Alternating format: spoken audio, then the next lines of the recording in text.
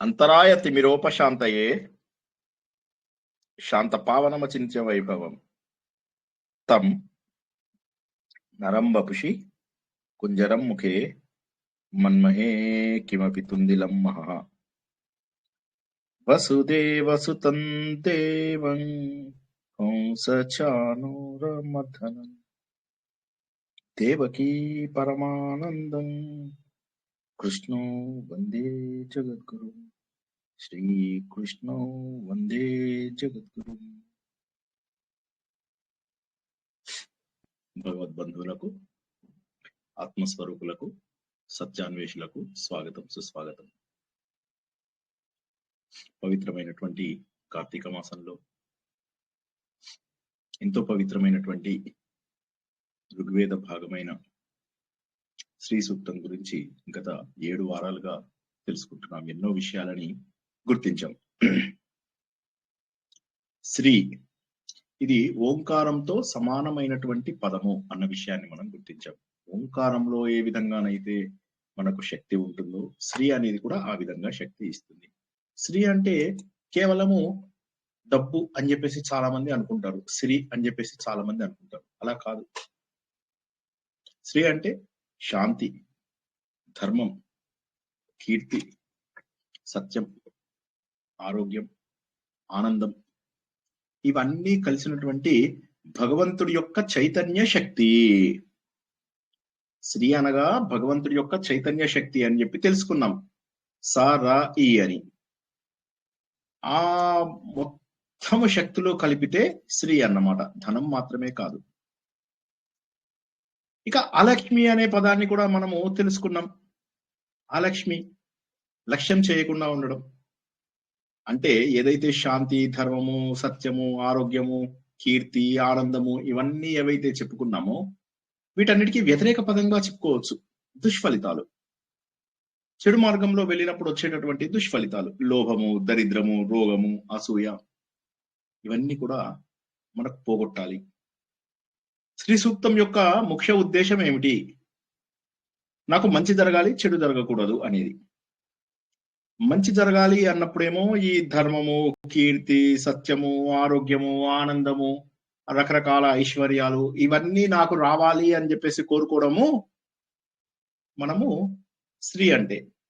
మధ్య లోపల అలక్ష్మి అని చెప్పేసి నేర్చుకున్నవన్నీ కూడా ఏవేవి నాలో ఉండకూడదు, నా దగ్గర నుంచి దూరం చేయాలి. నాలో ఉన్న అలసత్వము, మూర్ఖత్వము, జడత్వము, అసూయ ఈ లక్షణాలన్నీ కూడా నాలోంచి తొలగించాలి. ఇదే శ్రీ సూక్తం. శ్రీ సూక్తానికి మిగతా సూక్తాలకు తేడా ఏముంది? ఏమీ లేదు. ప్రతి సూక్తము కూడా స ఉక్తము, చక్కగా చెప్పబడినది. ఏమని చెప్పబడుతోంది అంటే భగవంతుడిని ఏదో ఒక రూపంలో మనం ఒక కోరిక కోరుకోవడము. ఏ భగవంతుడు? భగవంతుడు అనేక రూపములలో తన శక్తిని మనకు ప్రదర్శిస్తూ ఉంటాడు. వేదములలో భగవంతుడికి ఈ రూపము అనేది ప్రత్యేకంగా చెప్పకపోయినా అనేక రూపములలో, అగ్ని రూపంలోనూ, అశ్విని దేవతల రూపంలోనూ, వరుణ రూపంలోనూ, వాయు రూపంలోనూ, ఇంద్ర రూపంలోనూ, రుద్ర రూపంలోనూ రకరకాల రూపాలలో మనకు భగవంతుడు కనిపించడం అంటూ జరుగుతుంది. అనేక రూపాలలో అంటే ఒకే భగవంతుడి యొక్క చైతన్య శక్తి అనేక రూపాలలో వ్యక్తీకరింపబడుతుంది. ఏ విధంగానైతే ఒకే ప్రాణశక్తి నా శరీరంలో చూసేటప్పుడు చూసే శక్తిగాను, వినేటప్పుడు వినే శక్తిగాను, మాట్లాడే శక్తిగాను, నడిచే శక్తిగాను ప్రకటితమవుతుందో అదే విధంగా భగవంతుడు సర్వత్రా వ్యాపించిన వాడు. ఆయన యొక్క శక్తి అనేక రూపాలలో ప్రకటింపబడుతుంది. ఆ ప్రకటితమవుతున్నటువంటి ఆ భక్తి అందరూ కూడా గ్రహించాలి. ఆ కనిపిస్తున్నటువంటి రూపం పైన ఒక భక్తి. ఎలాంటి భక్తి? కోరికలతో కూడుకున్నటువంటి భక్తి. కోరికలు కూడా ఎలాంటి కోరికలు? నాకు ఇంట్లోపల శుభం జరగాలి, నాకు ఆవులు కావాలి, నాకు అశ్వాలు కావాలి. ఆ రోజుల్లో ఉన్నటువంటివన్నీ కూడా అడిగారు వాళ్ళు. ఈ రోజుల్లో అయితే కార్లు కావాలి, బంగ్లాలు కావాలి అని అడుగుండేవారేమో. దాదాపుగా అన్ని సూక్తములలో కూడా మొదటి అర్థము ఇదే. ప్రతిదానికి కూడా మళ్ళీ మనకు ఋగ్వేదంలో ఇదే అర్థము దాదాపుగా వస్తున్నట్టుగా అనిపిస్తూ ఉంటుంది. మళ్ళీ యజుర్వేదం లోపల వీటినే యజ్ఞయాగాల రూపంలో ఎలా చేయాలి అనేటటువంటి విషయాలు, ఋగ్వేదంలో మంత్ర రూపంలో ఉన్నవన్నీ కూడా యజ్ఞయాగాల రూపంలో ఎలా చేయాలి అనేది మనం తెలుసుకునేదానికి యజుర్వేదము. ఇదే విషయాన్ని పాటల రూపంలో తెలుసుకుంటే అది మనకు సామవేదము.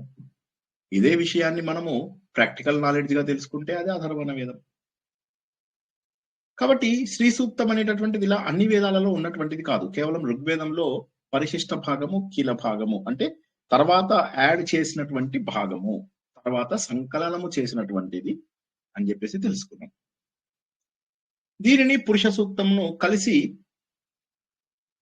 చదవడమని, కలిసి యజ్ఞయాగములు చేయడము చేస్తూ ఉంటారు. దీనిని శ్రీనివాస విద్య అంటారు అని కూడా తెలుసుకున్నాం. ఇందులో చాలా శ్లోకాలు తర్వాత కలిపిన ఉన్నాయి. శ్రీ సూక్తము అనేటటువంటి దాంట్లో 15 + 1 16 మాత్రమే మనము లెక్కలోకి తీసుకుంటాము.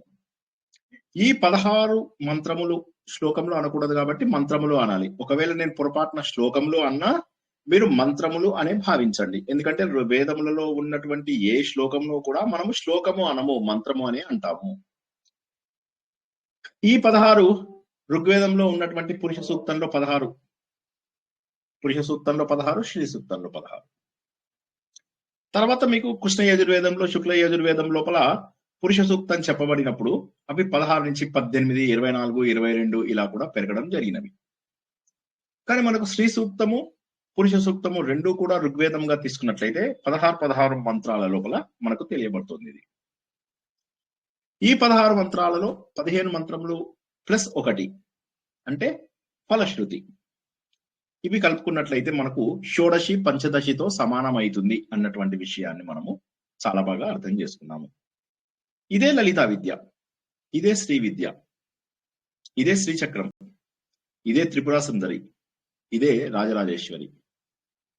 మనకున్నటువంటి దశమహావిద్యలలో 3వదైనటువంటి త్రిపుర సుందరి విద్యనే ఇది. ఇందులోనే అన్ని రకాల విద్యలు, ఈ విద్యనే కామరాజ విద్య అని కూడా అంటారు. కామరాజ విద్య అన్నా కూడా అదే, తంత్ర రూపం లోపల కామరాజ విద్య అంటే కూడా ఇదే అర్థం వస్తుంది. కాబట్టి శ్రీ సూక్తం అనేటటువంటిది ఒక సుమారుగా 1000 సంవత్సరాలుగా, ఒక 800-900 సంవత్సరాలుగా చాలా ప్రాచుర్యంలోకి వచ్చింది అని చెప్పి చెప్పుకోవచ్చు. ఇప్పటికి కూడా పెద్ద పెద్ద ఆస్థానాల లోపల, పెద్ద పెద్ద ఆలయాల లోపల శ్రీ సూక్తం, పురుష సూక్తం కలిపి చదవడం అనేటటువంటిది మనము తెలుసుకుంటూనే ఉన్నాము. శ్రీ సూక్తము ప్రారంభమయ్యేది హ అనేటటువంటి అక్షరంతో, పురుష సూక్తము ప్రారంభమయ్యేది స అనే అక్షరంతో. సాను హాను కలిపితే స హ, ఈ రెండిటికి గనక ఓంకారం మధ్యలో పెడితే సోహం సోహం సోహం అవుతుంది అన్న విషయాన్ని మనము తెలుసుకున్నాము. కాబట్టి సోహం అనగా నేనే ఆ భగవంతుడి యొక్క స్వరూపాన్ని, నాలో ఉన్న దైవత్వాన్ని నేను వెలికి తీయాలి, నాలో ఉన్నటువంటి భగవంతుడి లక్షణాలను నేను వెలికి తీసుకోవాలి అనేది అర్థం. అంటే మొదట మనం ఏమనుకున్నాము, కోరికల కోసం కోరుతున్నట్టుగా ఉన్నటువంటి సూక్తం అయినప్పటికీ కూడాను ఇందులోపల గూఢార్థము వేరు. ఆ గూఢార్థమే ఏంటంటే నేను భగవంతుడికి దగ్గర కావాలి, నేను భగవంతుడి అంశను అన్నటువంటి విషయాన్ని గుర్తించాలి అని చెప్పి చెప్పడమే శ్రీ సూక్తము. ఏం తెలుసుకుంటాం ఈ శ్రీ సూక్తంలో? మరి చాలా ఉన్నాయి. మరి మనం తెలుసుకునేవి ఏంటి? ఎన్నో విషయాలు తెలుసుకున్నాం ఇప్పటి వరకు. ఇది లక్ష్మీ స్వరూపము. లక్ష్మీ స్వరూపం అంటే మళ్ళీ ఇందాక చెప్పినట్టుగా ధనలక్ష్మి, ధాన్యలక్ష్మి ఇటువంటి లక్ష్మిలే కాకుండా అన్ని రకాల శక్తులకు కూడా మూలము అన్నటువంటి విషయాన్ని తెలుసుకున్నాము. ఇది కాంతి రూపము. కాంతి, మనకు భగవంతుడి విషయం ఎప్పుడు వచ్చినా కూడా ఒక కాంతి రూపంలో మనం తెలుసుకుంటూ ఉంటాము, ఒక ప్రకాశ రూపంలో కూడా తెలుసుకుంటూ ఉంటాము. అమృత బిందు ఉపనిషత్తు గురించి తెలుసుకున్నప్పుడు కూడా ఆ భగవంతుడిని నేను కాంతి రూపంలో చూశాను అని చెప్పేసి చెప్తారు. కాంతి అంటే మనకు లోపల ఉన్నటువంటి ప్రకాశం. చాలా మంది మేము ధ్యానం చేసేటప్పుడు నాకు లైట్ కనిపించింది, ఇవన్నీ అవి అలా జరగవు. అలా లైట్ కనిపించడం అనేది జరగదు. మన లోపల అజ్ఞానము దూరం అవుతూ మనము పరిశుభ్రం అవుతూ ఉంటాము. అది ధ్యాన రూపం లోపల మనకు తెలిసేటటువంటి అనుభవం. అంతేగాని కాంతి అంటే ఒక పెద్ద ట్యూబ్ లైట్ ఎవడో మన కళ్ళలో పెట్టి మనకు మనసులో కనిపించి అలా ఉండదు. సో భగవంతుడిని కాంతితో కొలవడం అనేటటువంటిది మనం చూస్తున్నాము. భగవంతుడు అంటే ప్రకాశము అని చెప్పేసి తెలుసుకుంటున్నాము. ఇంకా ఏం తెలుసుకున్నాం? అమ్మవారు కమలంలోంచి వచ్చింది అన్నాం. అంటే అమ్మవారు సృష్టి శక్తి. అమ్మవారు నీటిలోంచి వచ్చింది అంటే అమ్మవారు జీవన ఆధారము, మనందరికీ కూడా ఆధారము. బంగారము అంటే మనందరికీ హిరణ్యం, హిరణ్యం అని మాటి మాటికి తెలుసుకుంటూ హిరణ్యవర్ణ, హిరణ్యవర్ణ అంటూ ఉంటాం. ఏంటి బంగారము అంటే మనకు ఆనందాన్ని కలిగించేది. ఆ రంగు గాని, బంగారం అంటే సహజంగా మనకున్నటువంటి ప్రేమ గాని, అన్ని చోట్ల కూడా భగవంతుని హిరణ్య, హిరణ్య అనేటటువంటి వాడకంలో మనకు కనిపిస్తూ ఉంటుంది. ఈ విధంగా అన్ని కూడా భగవంతుడి యొక్క రూపాలే. హిరణ్యవర్ణాం హరిణీం అంటే ఏంటి? ప్రకాశ రూపంలో ఉన్నటువంటి ఆ శక్తిగా భగవంతుడిని మనం పూజిస్తున్నాము. భగవతిని మనం పూజిస్తున్నాము. దేవుడికి లింగ భేదము ఉండదు అని చెప్పేసి తెలుసుకున్నాం కాబట్టి, భగవంతుడు అనేటటువంటిది ఒక శక్తి, ఒక చైతన్య శక్తి, ఒక ప్రకాశ రూపము అన్నటువంటి విషయాన్ని మనం చాలా బాగా తెలుసుకున్నాం. ఇంకా ఏంటి?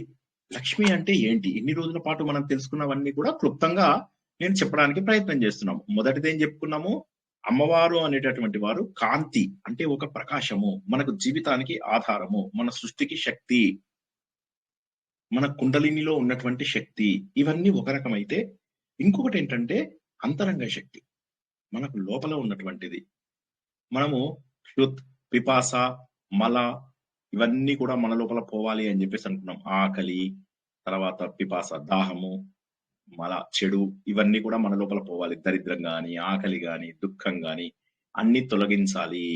అంటే దరిద్రం అంటే డబ్బు లేకపోవడమా? దరిద్రం అంటే డబ్బు లేకపోవడం కాదు. నా లోపల అజ్ఞానం. అజ్ఞానం అంటే ఏంటి?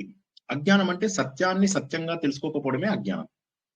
సత్యం ఇది అని చెప్పి తెలుసుకోకపోవడమే అజ్ఞానము. ఎలా ఉంటుంది? సత్యం అంటే ఏంటి? సత్యం అంటే ఇప్పుడు నన్ను నేను శరీరంతో గుర్తిస్తానంతే.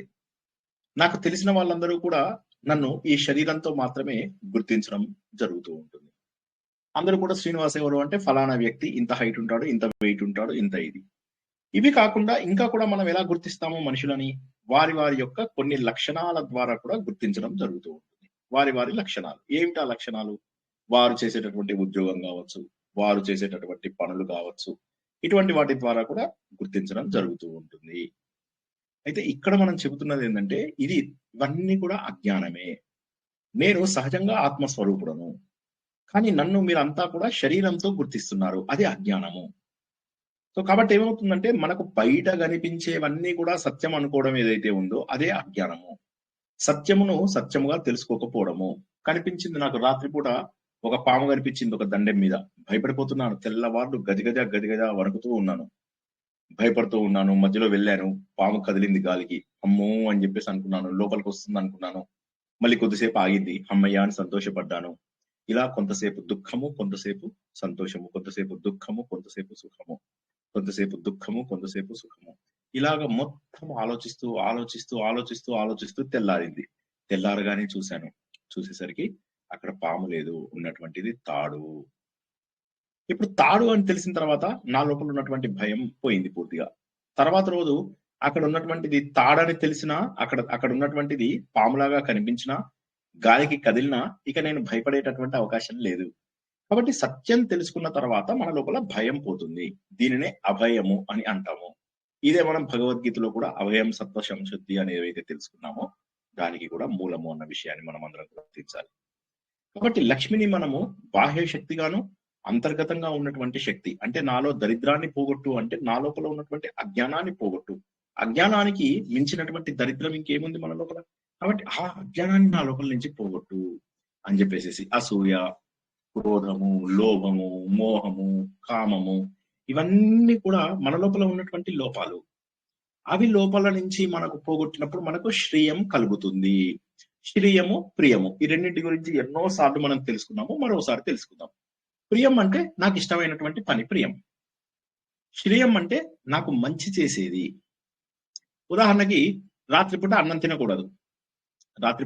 తినకూడదు. కానీ ఎదురుగా బిర్యానీ కనిపించింది. అఫ్కోర్స్ నేను బిర్యానీ తినను. బిర్యానీ తినే వాళ్ళకి నేను పప్పన్నం కనిపిస్తుంది. నాకు పప్పన్నం కనిపిగానే ఆకలి లేకపోయినా కూడా తినేస్తాను. ప్రియం నాకు ఇష్టమైన పని అది. కానీ శ్రేయం అదేం చేసింది? నా డైజెస్టివ్ సిస్టాన్ని నాశనం చేసింది. అంటే నాకు మంచి జరగలేదు. నాకు ఇష్టమైన పనే కానీ నాకు మంచి జరగటం లేదు. అదేవిధంగా రాత్రి 2 దాకా 3 దాకా మెలకువ ఉండకూడదు. అది నాకు ప్రియం. అంతసేపు మెలకువ ఉండి కబుర్లు చెప్పడం జనాలతోటి సరదా. దానివల్ల ఏమైంది? అది నాకు ఇష్టమైన పని. కానీ అది నాకు శ్రేయం చేస్తుందా? శ్రేయం అంటే శ్రేయస్సు. శ్రేయస్సు చేస్తుందా? చేయడం లేదు. సో, ప్రియం వేరు, శ్రేయం వేరు. శ్రియం అంటే మనకు మంచి చేసేటటువంటిది. అంటే సరైనటువంటి నిద్ర, సరైనటువంటి ఆహారము, సరైనటువంటి మాటలు, సరైనటువంటి వ్యక్తిత్వము. ఇవి మనకు జీవితంలో మనల్ని చాలా ముందుకు తీసుకెళ్తాయి. కాబట్టి మనకు కావాల్సినది ఏంటి అంటే ఆ శ్రియము మనకు కావాలి.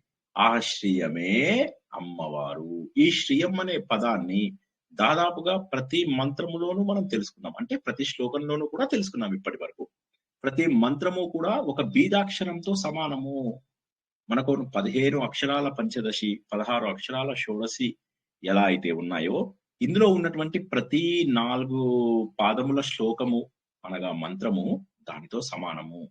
ఇది మనకు శ్రేయమును కలిగిస్తుంది. అందుకే ప్రతి మంత్రంలో కూడా నాకు శ్రేయమును కలిగించు, నాకు శ్రేయమును కలిగించు, నాకు మంచిని కలిగించు అని చెప్పేసి అంటుంటామనమాట. సో, లక్ష్మిని మనం ఎలా చూసుకున్నాము? శక్తి స్వరూపంగా చూసాము. తర్వాతేమో అంతర్ముఖంగా మనలో ఉన్నటువంటి అంతరంగ శక్తులేవైతే ఉన్నాయో వాటి లోపల. మరి కమలం మాట మాటకి కమలము, పద్మము ఇలా చెప్తూ ఉంటాం అమ్మవారిని. ఎందుకు? మాట మాటకు వాడే పదాలని కాస్త ఇవాళ మీకు మళ్ళొక్కసారి చెప్తున్నాను. ఇప్పటివరకు నేర్చుకున్న వాటిని. తర్వాత కూడా మీరు వాటిని చూసుకొని అర్థం చేసుకోవడానికి వీలవుతుందని. పద్మము. పద్మం అంటే ఏంటి? పద్మం అనేది పద్మాసన, పద్మనేత్ర ఇలా అన్నీ వస్తాయి. పద్మం అంటే ఏంటంటే మలినమైనటువంటి జలంలో పుట్టింది. నీళ్ళలో గావచ్చు, బురదలో గావచ్చు అటువంటి వాటిలో. కానీ ఏ విధమైనటువంటి చెడుని తనకు తగిలించుకోదు. పద్మపత్ర మివాంభస ఏదైతే మనం భగవద్గీతలో తెలుసుకున్నామో, మలినంలో పుట్టినా కూడా తనకి మలినములు అంటించుకోనటువంటి ప్రయత్నము. అంటే అంటనట్టుగా ఉండవలసినటువంటి మన జీవనాన్ని తెలియజేస్తుంది. ఎందుకు ప్రతి చోట కూడా భగవంతుడిని పద్మంతోని, కమలంతోని వీటితోని ఎందుకు పోలుస్తారు? అంటే ఈ విధంగా మలినాలు అంటకుండా అంటే మలినంలో పుట్టినప్పటికీ కూడా మలినతలు తగలనటువంటి శుద్ధి. ఇది మన లోపల అటువంటి అనుగ్రహం కావాలి. భగవంతుడి యొక్క అనుగ్రహం గావాలి. అంటే మనం ఉన్నటువంటిదంతా కూడా సంసారం. ఈ సంసారంలో ఉన్నప్పుడే అంటనట్టుగా గనక ఉండడం అలవాటు చేసుకుంటే, తర్వాతిక ఒక వయసొచ్చిన తర్వాత పెద్ద కష్టపడకుండానే అన్నిటికి దూరం అవ్వగలుగుతాము. కానీ మనము ఈ సంసారంలో ఉంటూ గాలి ఎటు వీస్తే అటు కొట్టుకుపోతూ ఉన్నామంటే, ఇవాళ ఇది నచ్చింది ఈ పని చేశాము, రేపు అది నచ్చింది ఆ పని చేశాము. ఇలా మనకు నచ్చిందల్లా చేసుకుంటూ సంసారంలో గనక మనం కొనసాగించుకుంటూ వెళ్ళిపోయినట్లయితే ఒక ఓడ, ఒక పడవ గాలికి ఎలా అయితే కొట్టుకుపోతుందో, అలా మన జీవితంలో కూడా కొట్టుకుపోతాము. మనం అలా కొట్టుకుపోకూడదు. మనం అలా కొట్టుకుపోకూడదు. ఎందుకని? మనము ఏ మలినాలు తగినప్పటికీ కూడా మనము అవి మనకు అంటకుండా చూసుకోవాలి. ఎప్పుడైతే మన మనసు పవిత్రంగా ఉంటుందో అప్పుడు ఏవి కూడా అంటవు. కాబట్టి కమలం అనేటటువంటిది ఏందంటే మన ఆధ్యాత్మిక ప్రగతి. మన ఆధ్యాత్మిక లక్షణము. లక్ష్మి మనం చాలా తెలుసుకున్నాం. పంచభూత శక్తులుగా తెలుసుకున్నాం. గంధద్వార అని చెప్పేసి తెలుసుకున్నాము. చిక్లీత అని తెలుసుకున్నాము. కర్దమ అని ఈ పదాలన్నీ మనకొచ్చాయి. వీటి అర్థం ఏంటి? అంటే అమ్మవారిది ఒక శక్తి ఏదైతే ఉందో అది అద్భుతమైనటువంటి శక్తి. సర్వభూతాలు ఈ పంచభూతాలతోనే తయారయ్యాయి. పంచభూతాలతోనే మెయింటైన్ అవుతున్నాయి. పంచభూతాలలోనే కలిసిపోతున్నాము. అంటే అమ్మవారి గురించి ఎప్పుడైనా ఈ మాటలు చెప్తే దాని అర్థం ఏంటంటే మన పోషక శక్తి సృష్టి, స్థితి, లయము చేసేది అమ్మవారు అన్నటువంటి విషయాన్ని మనం గుర్తించాలి. ఇది మెయిన్.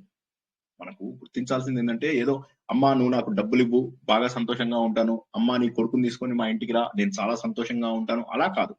ఇక్కడ గుర్తించాల్సింది ఏంటంటే ప్రతి విషయము కూడా మన ప్రగతికి ఎలా మార్గం ఉండాలి, ఏ మార్గం కావాలి అని చెప్పి సూచించేవి అని చెప్పేసి అర్థం చేసుకోవాలి. ఇక ధనం. మాట మాటకి ధనం, ధనం, ధనం, ధనం, ధనం. ధనం అంటే డబ్బేనా? కాదు. ధనం అనేటటువంటిది ఏంటంటే ధర్మం చేసుకోవడానికి, ధర్మం అంటే మంచి పనులు చేయడానికి ఉపయోగించేటటువంటి సాధనం. ధనము తప్ప మీరు నిజం చెప్పాలంటే శారీరక శక్తి లేని వాళ్ళు, సమయం లేని వాళ్ళు వీరందరూ కూడా ధన యజ్ఞం చేస్తారు. దీన్ని ద్రవ్య యజ్ఞం అని మనం భగవద్గీతలో తెలుసుకున్నాం. అందరికీ గుర్తుండే ఉంటుంది. కాబట్టి అటువంటి పని చేయడానికి మనకు ఉపయోగపడేది ధనము. కాబట్టి ఏందంటే మనకు ధర్మ ఆచరణకు కావలసినటువంటి శక్తినిచ్చేది డబ్బు. అంతేగాని డబ్బు అనేది మనం బాగా తినేసి బలవడానికి కాదు. మనకు ధనం ఎందుకోసము అంటే మన లోపల ధర్మ సాధనను ప్రేరేపిస్తుంది. కాబట్టి ఆ విధంగా మనం ఏంటంటే మన ప్రయోజనాల కోసం కాకుండా లోకహితం కోసమై ఉపయోగించాలి. అటువంటి ధనాన్ని నాకివ్వవమ్మా అని ఎన్నో సార్లు మనం ఈ శ్లోకాలలో తెలుసుకున్నాం. ఇప్పటివరకు 10 శ్లోకాలు 11వ శ్లోకం సగంలో ఆపుకున్నట్టున్నాము. సో, కాబట్టి అది. ఇక ఏంటి? భగవంతుడు ఎప్పుడు కూడా మనం మాట మాటకి కూడా మనం ఏమంటాం అనపగామినీం అనపగామినీం అని ఒక 3-4 సార్లు మనకి అన్ని శ్లోకాలలో వస్తుంది. ఆ పదాన్ని కూడా మరోసారి ఎక్స్‌ప్లెయిన్ చేస్తాను. గామిని కదలడం, అపగామిని తప్పు దిశలో వెళ్ళడం, అనపగామిని తప్పు దిశలో వెళ్ళకుండా ఉండడము. కాబట్టి ఓ భగవంతుడా నన్ను ఎప్పటికీ కూడా విడిచిపెట్టనటువంటి ఆ ధర్మం కావాలి. నన్ను విడిచిపెట్టనిది ఏదో ఒకసారి ఆలోచిద్దాం. డబ్బుంది, డబ్బు నన్ను వదిలేస్తుంది. బంగ్లాలున్నాయి, బంగ్లాలు నన్ను వదిలేస్తాయి. కార్లు నన్ను వదిలేస్తాయి. మరి ఇక్కడ భగవంతుని అనపగామినీం, అనపగామినీం, అనపగామినీం అన్నారంటే అర్థం చేసుకోవాలక్కడ మనం. అనపగామినీం అంటే అయ్యో! మన సత్సంగం, మంచి మిత్రులు, మంచి ఆత్మీయ స్నేహితులు, మన యొక్క అంతరంగ శాంతి, మన యొక్క భగవంతుడి యొక్క అనుభూతి ఏవైతే శాశ్వతంగా ఉంటాయో అవి కావాలని భగవంతుడిని కోరుకుంటున్నాం. అనపగామిని అనడంలోనే మనకు మొత్తం అర్థమైపోవాలి. అసలు శ్రీ సూక్తం మొత్తము ఈ ఒక్క మాటతో అర్థం కావాలి. ఏంటంటే నన్ను వదిలిపెట్టనటువంటిది ఏంటి? ఆత్మ. ఆత్మ పరిశుద్ధమైనటువంటిది. కాబట్టి నాకు కావాల్సింది ఆ ఆత్మ జ్ఞానము. ఒకసారి ఆత్మ జ్ఞానం వచ్చిందంటే ఇక పోవడం అంటూ ఉండదు. ఆత్మ జ్ఞానం వచ్చిన వాళ్ళు అంతా చూసి నవ్వుకుంటూ ఉంటారు. కళ్ళు మూసుకున్నాను, స్వప్నం వస్తుంది, ఏవేవో అనుభవాలు నాకు కలుగుతున్నాయి. ఆ అనుభవాలు కలుగుతున్నప్పుడు స్వప్నంతో మమేకమై నేను స్వప్నంలోనే ఉన్నాను అన్నటువంటి విషయాన్ని అనుకుంటూ ఉంటాను. కానీ స్వప్నంలో లేను నేను. నేను స్వప్నం నుంచి కళ్ళు తెరవగానే నాకు అర్థమైతుంది ఏంటంటే స్వప్నంలో ఇప్పటి వరకు నేను చూసినవన్నీ కూడా అబద్ధము. అప్పుడు ఇక నేను స్వప్నంలో జరిగిన వాటి గురించి భయపడను. స్వప్నంలో ఏం జరిగిందా? స్వప్నం లోపల డబ్బు పోయిందా? స్వప్నం లోపల పిల్లలకి ఏమన్నా అయిందా? స్వప్నం లోపల బంధువులకి ఏమన్నా అయిందా? ఇవన్నీ ఆలోచించము. ఎందుకంటే కళ్ళు తెరుచుకున్న తర్వాత భయం అనేటటువంటిది ఉండదు. అదే విధంగా మనం ఇక్కడ గుర్తుపెట్టుకోవాల్సింది ఏంటంటే మనకు అంతరంగంగా శాంతి ఉండాలి అంటే మనం కళ్ళు తెరిస్తే చాలు. కళ్ళు తెరిచామంటే అయిపోతుంది. భగవంతుణ్ణి శ్రీశక్తి అని చెప్పేసి ఏదైతే మనం మళ్ళీ మొట్టమొదట్లో చెప్పుకున్నటువంటి సా రా ఈ అని చెప్పేసి ఏవైతే చెప్పుకున్నామో అందులో చెప్పుకున్నట్టుగా అన్ని శక్తుల యొక్క స్వరూపము. ఈ ప్రపంచంలో ఉన్నటువంటి ఈ కాస్మిక్ ఎనర్జీ అని ఏదైతే చెప్తామో ఇదంతా కూడా భగవంతుడిది. కాబట్టి నువ్వు ఆ శక్తిని నీలోకి ఆహ్వానించు. మాట మాటకి నాలోకి ఆహ్వానించు. ఓ అగ్నిదేవుడా, జాతవేదుడా, వేదములను తెలుసుకున్నటువంటి వాడా, వేదములలో నుంచి పుట్టినటువంటి వాడా, నాకొచ్చి ఆ అమ్మవారు నా లోపల రావాలి అంటే అర్థం ఏంటి? దేవుడు వచ్చి మీ ఇంట్లో కూర్చుంటే బాగుంటుందా? నీ ఇంట్లోపల గుర్రాలు కావాలి అని ఆ గుర్రాలు తీసుకొచ్చి పెడతాడు, బాగుంటుందా? కాదు. దాని వెనక అర్థం చేసుకోవాలి. దాని వెనక ఏమిటంటే ఇది గుర్రాలు కాదు, నా ఇంద్రియాలు అనేటటువంటి వాటిని నేను నిగ్రహించుకోవాలి అని గుర్రాలని చెప్పినప్పుడు అలా గుర్తించాలి. అదేవిధంగా ఇక్కడ కూడా మనం తెలుసుకోవాల్సింది ఏంటంటే అమ్మవారి శక్తిని కాస్మిక్ ఎనర్జీ లాగా మనం తెలుసుకోవాలి. తెలుసుకుని ఏం చేస్తున్నాం? ఆ శక్తిని నా లోపలికి స్వీకరిస్తున్నాను. నా లోపలికి స్వీకరిస్తున్నప్పుడు నా లోపల ఉన్నటువంటి అజ్ఞానంని పోగొట్టమని అడుగుతున్నాను. ఇదొక ఆధ్యాత్మిక యజ్ఞము. అటువంటి మహోన్నతమైనటువంటి యజ్ఞంలోకి నేను భగవంతుడిని పిలుస్తున్నాను. అంటే క్లుప్తంగా చెప్పాలంటే ఏంటి? మనం సంపాదించేటటువంటి ధనము ధర్మబద్ధమై ఉండాలి. మనకు లక్ష్మి అంటే ఆనందము, శాంతి, జ్ఞానము ఇవే. దరిద్రం తొలగించమని అంటే ఏంటి అర్థము? నా లోపల ఉన్నటువంటి చెడు లక్షణాలను పోగొట్టు. లోభం, క్రోధం, అసూయ, పైశునము, తర్వాత అజ్ఞానము ఇవన్నీ నా లోపల నుంచి పోగొట్టు. ఇవన్నీ పోతే నా లోపల ఉన్నటువంటి దుఃఖం కూడా పోతుంది. ఎప్పుడైతే దుఃఖం పోతుందో అప్పుడు నేను సత్ చిత్ ఆనందమయమైనటువంటి స్వరూపంగా మారుతాను అని చెప్పి చెప్పడము. సంసారంలో ఉండి కూడా నేను నిర్లిప్తతతో ఉండి తీరవాలా లేదా అనేటటువంటి విషయాలను తెలియజేసేది మనకు శ్రీ సూక్తము. ఇప్పటి వరకు చెప్పినటువంటి శ్లోకాల యొక్క సమ్మరీ చెప్పాను. ఎవరికైనా ఏదైనా ఈ చెప్పిన విషయాలలో సందేహం ఉంటే అడగండి. అనపగామిని ఇంకొకసారి చెప్పరండి. మనని ఎప్పటికీ వదలని. అపగామిని గామిని అంటే డైరెక్షన్ లో వెళ్ళేది, అపగామిని అంటే రాంగ్ డైరెక్షన్ లో వెళ్ళేది, అనపగామిని అంటే మనని ఎప్పుడు వదలకుండా వెళ్ళేది. గామిని, అపగామిని, అనపగామిని మూడు కలిసే అక్కడ ఒక పదము రెండు ప్రతిసారి.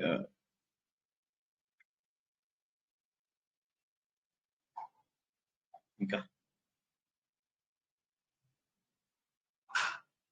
సో కాబట్టి ఈ సూక్తములు ఏవి నేర్చుకుంటున్నప్పుడు కూడా ఒక్కసారి కూడా వీటిని ఏదో మనకు కావాల్సిన డబ్బు ఇవ్వాలి, అమ్మవారు నాకు బోల్డ్ అంత డబ్బు ఇవ్వాలి, నాకు బోల్డ్ అంత అది ఇవ్వాలి, బోల్డ్ అంత ఇది ఇవ్వాలని ఎప్పుడూ ఆలోచించకూడదు. మనం ఆలోచించవలసిందల్లా కూడా మనలో ఉన్న అజ్ఞానంని పోగొట్టమనే మనం అడుగుతున్నాము. బంగారము అంటే అమ్మవారు బంగారం రంగులో మెరిసిపోతూ ఉంటారు అని చెప్పి ఎవరైనా అర్థం చెప్తే ఏమంటాం? ఇంకా వీళ్ళని ఏమని చెప్పాలి? బంగారం అంటే మనకు ఆనందం కలగజేసే అని, అంటే భగవంతుడిని చూసినప్పుడు మనకు వచ్చే ఆనందంని హిరణ్యం అంటారు. ఇప్పుడు దాన్ని అమ్మవారు బంగారు రంగులో మెరిసిపోతుంది, అమ్మవారి చెవులు ఇలా ఉన్నాయి, ఇవన్నీ మాట్లాడితే ఇంకా ఎక్కడి నుంచి మనం జవాబు చెప్తాం ఇలాంటి వాళ్ళకి? కాబట్టి ఇక్కడ మనం గుర్తించాల్సింది ఏంటంటే, ఇప్పుడు తెలుసుకున్నటువంటి ప్రతి పదంని మనం తెలుసుకున్నాం. భగవంతుడు అంటే ఈ బయట కోరికలు ఇవన్నీ కాదు. మన లోపల ఉన్నటువంటి అజ్ఞానాన్ని పోగొట్టాలి. సంసారంలో ఉన్నప్పటికీ కూడా ఏవి మనకు అంటకుండా చేసుకోవాలి. మనల్ని ఎప్పుడూ వదిలిపోయినటువంటి లక్షణాలు మనము సంపాదించుకోవాలి. ఇదే భగవంతుడు. అదే శ్రీ సూక్తము. అందుకోసమే వేదాలలో ఉన్నటువంటివన్నీ కూడా మనకు అద్భుతమైనటువంటి జ్ఞానాన్ని కలుగజేస్తాయి. ఎవరైనా 11, 12 శ్లోకాలు చదువుతారా? 11, 12, 13. కర్దమేన ప్రజాభూత కర్దమేన ప్రజాభూత మయి సంభవ కర్దమా శ్రియం వాసయ మే కులే మాతరం పద్మమాలినీం ఆపసృజంతు స్నిగ్ధాని చిక్లీత వసమే గృహే నిజ దేవి మాతరం శ్రియం వాసయ మే కులే. 13 చెప్పనండి. చెప్పండి. ఇంకొకటి కూడా. ఆర్ద్రాం పుష్కరిణీం పుష్టిం పింగళాం పద్మమాలినీం చంద్రాం హిరణ్మయీం లక్ష్మీం జాతవేదో మహావహ. ఓకే. సో ఇప్పుడు ఇది చాలా అద్భుతమైనటువంటి మళ్ళీ గొప్ప విషయాలను తెలుసుకోబోతున్నాం. ఏముంటుంది, ఇంతకు ముందు తెలిసినటువంటి విషయాల లాంటివే అయితే ఇక్కడ మనము ఒక గొప్ప మీనింగ్ ని తెలుసుకుంటాం. ఏమని? కర్దమ మహర్షి, కర్దమేనా కర్దమేనా అంటే కర్దముడవైన నీకు నీ చేత ఆవిడ తల్లిగా నీకు జన్మించింది ఓ కర్దమ మహర్షి. మనం ఏమనుకున్నాం మొదట్లో, కర్దముడు, చిక్లీదుడు, ఆనందుడు, మనం చాలా మంది 18 మంది అమ్మవారికి పుత్రులుగా భావించాము. పుత్రులు అంటే మనలాగా భగవంతుడు ఒక ఫ్యామిలీ పెట్టుకోవడము, ఆయనకి ఓ పరివారము, ఒక భార్య, ఒక భర్త, ఒక పిల్లలు ఇలా ఉండవు. జనరల్ గా ఏంటంటే ఆ భగవంతుడి యొక్క లక్షణాలనే వారి పిల్లలు అని చెప్పేసి అంటాం. కాబట్టి ఇక్కడ మనము కర్దమ మహర్షిని అడుగుతున్నాం అన్నమాట. ఓ కర్దమా ఏమని అడుగుతున్నాము? కర్దమేన ప్రజాభూత, నీకు పుత్రికగా జన్మించింది ఆవిడ. జన్మించినటువంటి ఆవిడని మై సంభవ, నాకు సాక్షాత్కరించని, నా లోపల సాక్షాత్కరించని. ఓ కర్దముడి తల్లి అయినటువంటి నువ్వు నాకు సాక్షాత్కరించని. తర్వాత ఏమిటి? పద్మమాలిని అంటే తామర పువ్వులన్నింటినీ కూడా మెడలో వేసుకున్నటువంటి, తామర పువ్వుల పద్మం అంటే అదే పద్మాలు. ఆ పద్మములన్నీ వేసుకున్నటువంటి ఆవిడ నాకు శ్రియం అంటే నాకు శ్రేయస్సుని, వాసయ మే కులే, నా కులములో, నా వంశములో, నా వారసత్వంలో, వాసయ ఎప్పటికీ ఉండాలి. నా కులంలో ఆవిడ, ఈ తల్లి ఎప్పటికీ ఉండాలి. మాతరం ఒక తల్లిలాగా నాకు ఈవిడ ఉండాలి. ఇదేంటి? తల్లిలాగా భగవంతుని ఇక్కడ ప్రార్థించడం. ఇక్కడ మనం ఏంటంటే భగవంతుని సృష్టి శక్తిగా పూజిస్తున్నాం అనమాట. అంటే డైరెక్ట్ మీనింగ్ తీసుకున్నట్టయితే, ఓ కర్దమ మహర్షి, నీకు ఆవిడ, నీ వల్ల ఆవిడ తల్లిగా మనం తెలుసుకుంటున్నాము. అంటే మాకు కూడా నువ్వు తల్లివే అని. అంటే భగవంతుడు సృష్టికర్త బేసికల్ గా, అందరికి కూడా తనే తల్లి తండ్రి. ఈ విషయాన్ని మనం భగవద్గీత లోపల కూడా తెలుసుకున్నాం. ఏమని? ఈ సృష్టి మొత్తమునకు భగవంతుడినైనటువంటి నేను తండ్రిని, ప్రకృతి తల్లి అన్నట్టుగా చెప్పారు. సో ఇక్కడ కూడా అదే ఏంటంటే తల్లిగా మనం భగవతిని ఇక్కడ పూజిస్తున్నాం. అంటే మనను పోషించేటటువంటి వ్యక్తిగా ఇక్కడ పూజిస్తున్నాం. పోషించినప్పుడు ఏమవుతుంది? అదిగాక అమ్మవారి వక్షస్థల భాగంలోంచి కర్దముడు ఉద్భవించాడు అని చెప్పేసి చెప్తాడు. అంటే ఏమవుతుంది? కర్దముడుని మీద ఆవిడకి ఎక్కువ ప్రేమ ఉంటుంది. అంటే చిన్న పిల్లవాడి రూపం లోపల ఉన్నప్పుడు తల్లి ఏ విధంగానైతే పిల్లలను దగ్గరికి తీసుకుంటుందో, అదే విధంగా కర్దముడు ఎక్కడికి వెళ్తే అమ్మవారు కూడా అక్కడికి వస్తుంది. కాబట్టి ఓ కర్దమ, నీ వల్ల ఆవిడ తల్లిగా మేము తెలుసుకోగలిగాము. కాబట్టి ఆవిడే కూడా మా ఇంటికి రావాలి. ఆ తామర పువ్వులు వేసుకున్నటువంటి అమ్మవారు ఎవరైతే ఉన్నారో, సిరి సంపదలకు మూలమైనటువంటి అమ్మవారు ఎవరైతే ఉన్నారో, ఆవిడ మా కులంలో, మా ఫ్యామిలీలో, మా లైఫ్ హిస్టరీలో, మా వారసత్వంలో ఆవిడ మాతో పాటు ఉండాలి, ఎప్పటికీ నివసించాలి అన్నటువంటిది డైరెక్ట్ మీనింగ్. డైరెక్ట్ మీనింగ్ అర్థమైందా? ఇందులో ఏమి కష్టమైనటువంటిది ఏమీ లేదు. డైరెక్ట్ మీనింగ్ అర్థమైందా?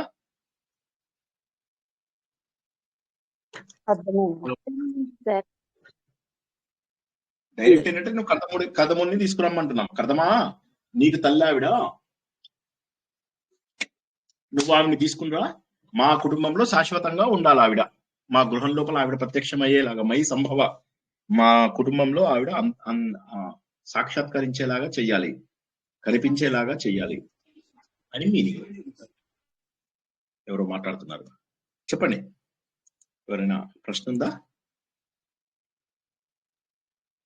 సార్, కర్దమ ప్రజాపతి అంటే బ్రహ్మగారి నీడలో నుంచి వచ్చిన ఆయన కదా? కరెక్ట్ కరెక్ట్, అది కూడా ఒక మీనింగ్. అది కూడా ఇప్పుడు ఇక్కడ కర్దముడికి 4 మీనింగులు తెలుసుకుంటాం మనము. ఒకటి మీరు చెప్పినటువంటి కర్దమ ప్రజాపతి, రెండవది అమ్మవారి శరీరంలోంచి వచ్చినటువంటి కర్దమ ప్రజాపతి.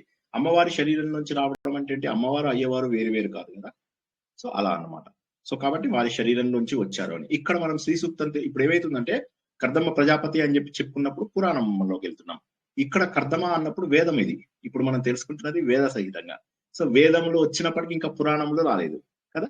సో కాబట్టి కర్దముడిని అనేక చోట్ల అనేక రకాల పద్ధతులలో మనము ఆయనని ఊహించుకుంటూ ఉంటాము. ఇక్కడ చెప్పుకుంటున్నది ఏంటంటే కర్దముడిని ఒకటి ప్రజాపతిగాను పురాణ సందర్భంగాను తెలుసుకుంటాము, ఒకటి అమ్మవారి యొక్క సంతానంగాను తెలుసుకుంటాం. అమ్మవారి సంతానం అంటే ఏంటి? అమ్మవారు అయ్యవారు అని ఇద్దరు వేరు వేరు ఉండరు. మనం ఎన్నోసార్లు తెలుసుకున్నాం, అమ్మవారు అయ్యవారు అని వేరు వేరు ఉండరు. ఒకే భగవంతుడి యొక్క రూపాలు. అంటే అమ్మవారన్నా అయ్యవారన్నా ఒకే ప్రకృతి శక్తి. దేవుడికి ఆడమ్మగా ఉండదు కదా. దేవుడు ఆడ, ఆయనకు భార్య ఒక ఆవిడ, వాళ్ళందరూ కలిసి రండి మనం అందరం కూర్చొని వాళ్ళ ఇంట్లో వంట చేసుకుందాము. ఈయన వెళ్తాడు, దేవుడు వెళ్తాడు, ఆవిడేమో వంట కూరలు జరుగుతూ ఉంటుంది. జరుగుతుంటే ఈయన అంటాడు, ఏమిటి కమాన్ ఇవాళ మనం హోటల్కి వెళ్ళి తిందాం, రోజు వంకాయ కూరేనా, కమాన్ రోజు వంకాయ కూర అయితే ఎలాగా పదా, ఈరోజు బాగుందో, వంట లేదు ఏమి లేదు, బయటికి వెళ్ళిపోదాం పదా కమాన్ అని అంటాడు ఆ దేవుడు అన్నాడు. సో కాబట్టి ఏంటంటే దేవుడు అనేటటువంటిది ఒక సర్వ చైతన్య శక్తి. సర్వ చైతన్య శక్తి. ఎవరికో లైక్ పంపించారు, వాళ్ళు చెప్పండి ఇది ఎవరి వాయిస్?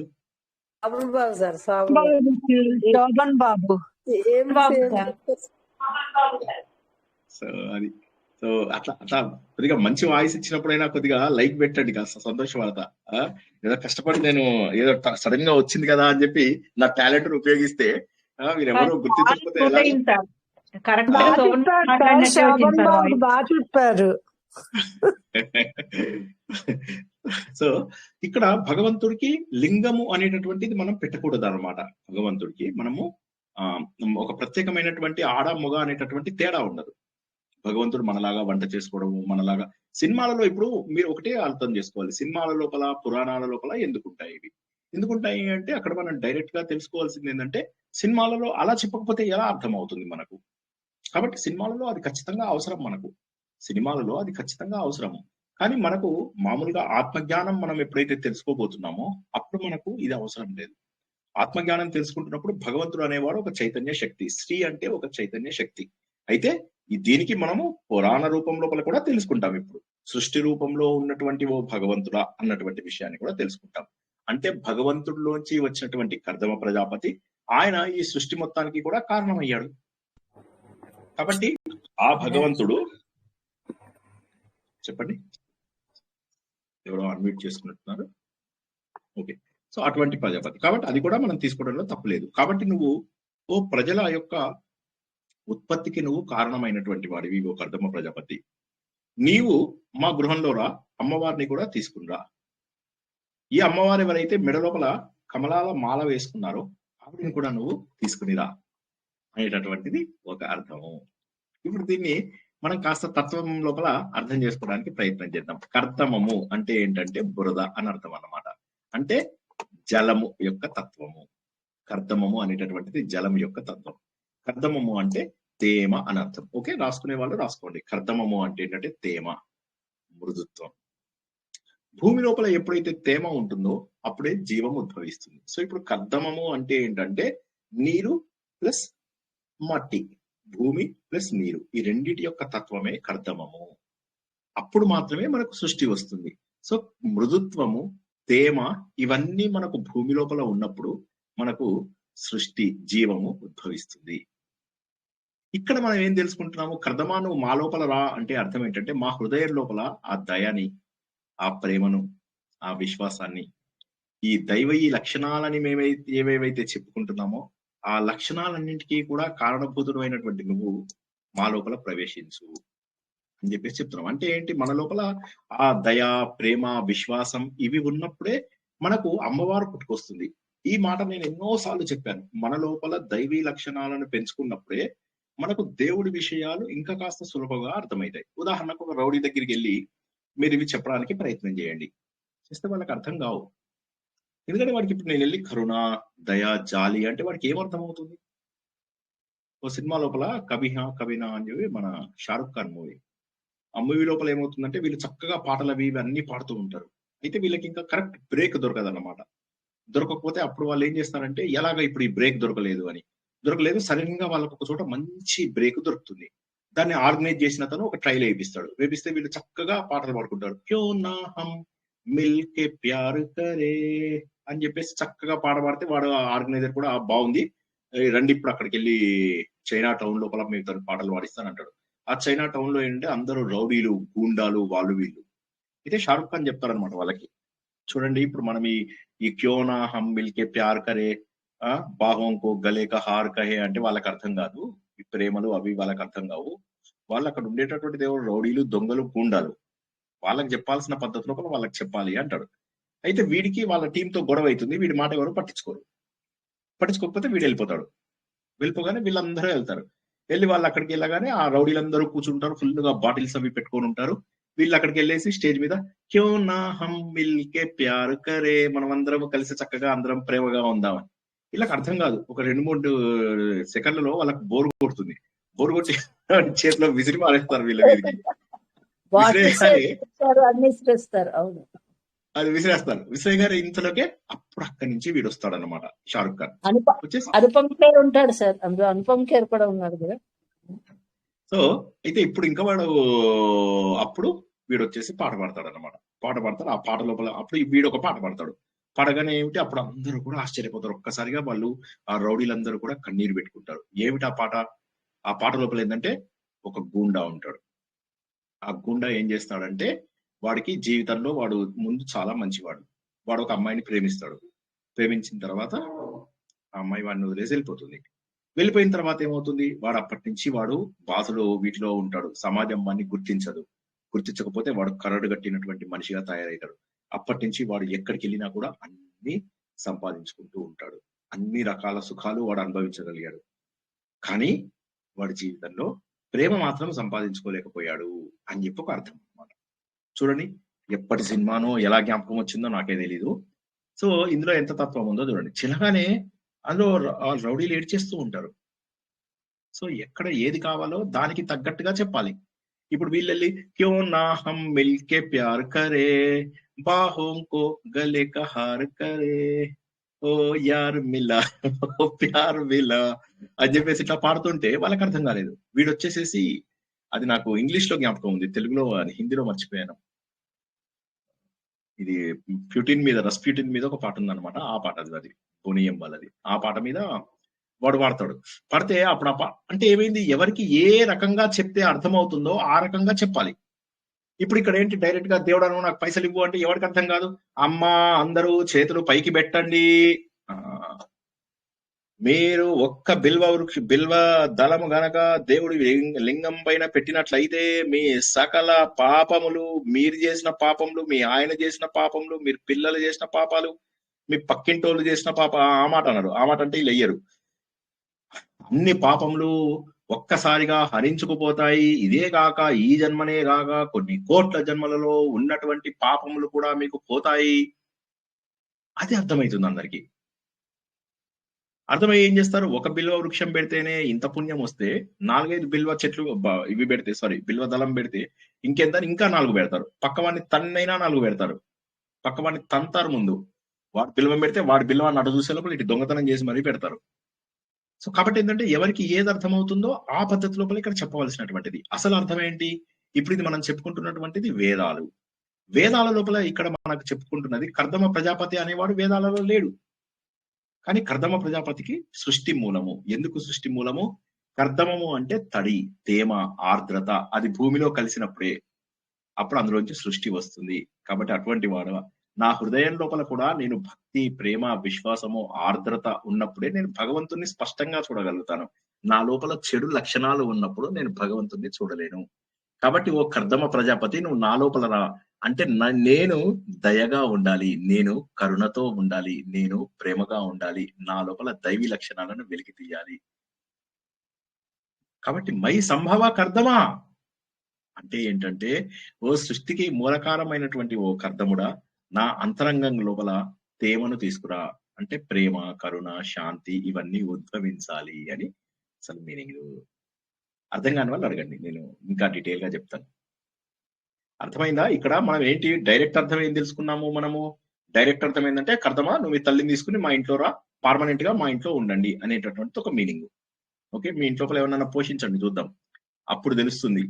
2 రోజులు అయ్యాక అరే మనం కాఫీ తాగుతున్నాం, వాళ్ళకు కూడా కాఫీ ఇస్తున్నాం అని చెప్పి తిక్క. ఇంటికి ఎవరన్నా వస్తే వాళ్ళని ఎంటర్టైన్ చేయడం ఎంత కష్టం తెలుసా?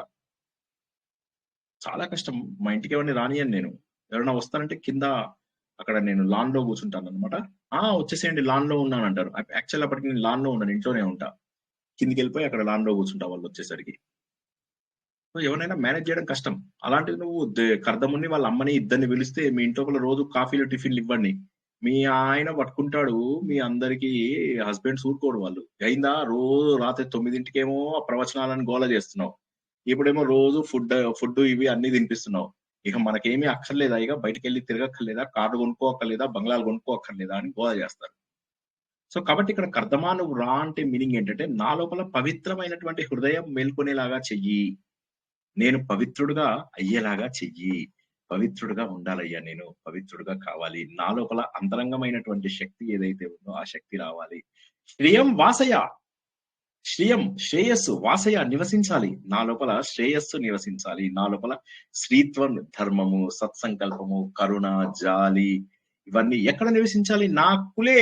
కులే అంటే కులము, కులము అంటే నా వంశము, నా వాతావరణము, నా శరీరము, ఎలా తీసుకున్నా కూడా తప్పులేదు.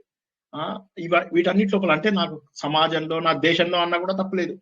ఎందుకంటే అంతకుముందు శ్లోకంలో మనం మమ రాష్ట్రే అని చెప్పేసి కూడా చెప్పడం జరిగింది ఒకసారి. కాబట్టి తప్పేవి లేదు. మన దేశం అంతా కూడా శాంతియుతంగా ఉండాలి, నా కుటుంబం అంతా కూడా సంస్కారవంతం అవ్వాలి, అందరూ కూడా జ్ఞానవంతులు అవ్వాలి, అందరూ కూడా సత్ సాంప్రదాయాలు పాటించే వారై ఉండాలి, సదాచారాలు పాటించే వారై ఉండాలి. వీరందరికీ కూడా దైవ బలము చిరకాలము వచ్చుగాక.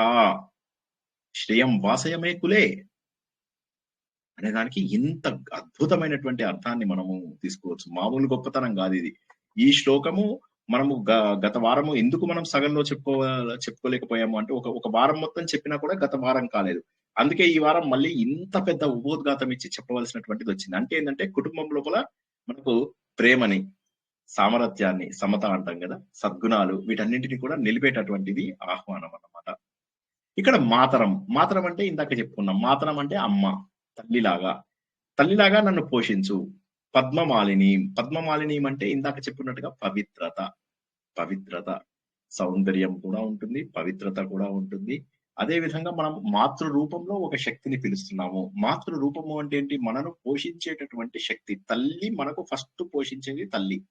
అలా తల్లి రూపంలో పోషించమని అడుగుతున్నాము భగవంతుడిని అనేటటువంటిది ఒక మీనింగ్. ఈ మీనింగ్ అర్థమైన వాళ్ళకి ఇంకో మీనింగ్ చెప్తాను. ఫస్ట్ ఈ మీనింగ్ అర్థమైందా లేదా చెప్పండి.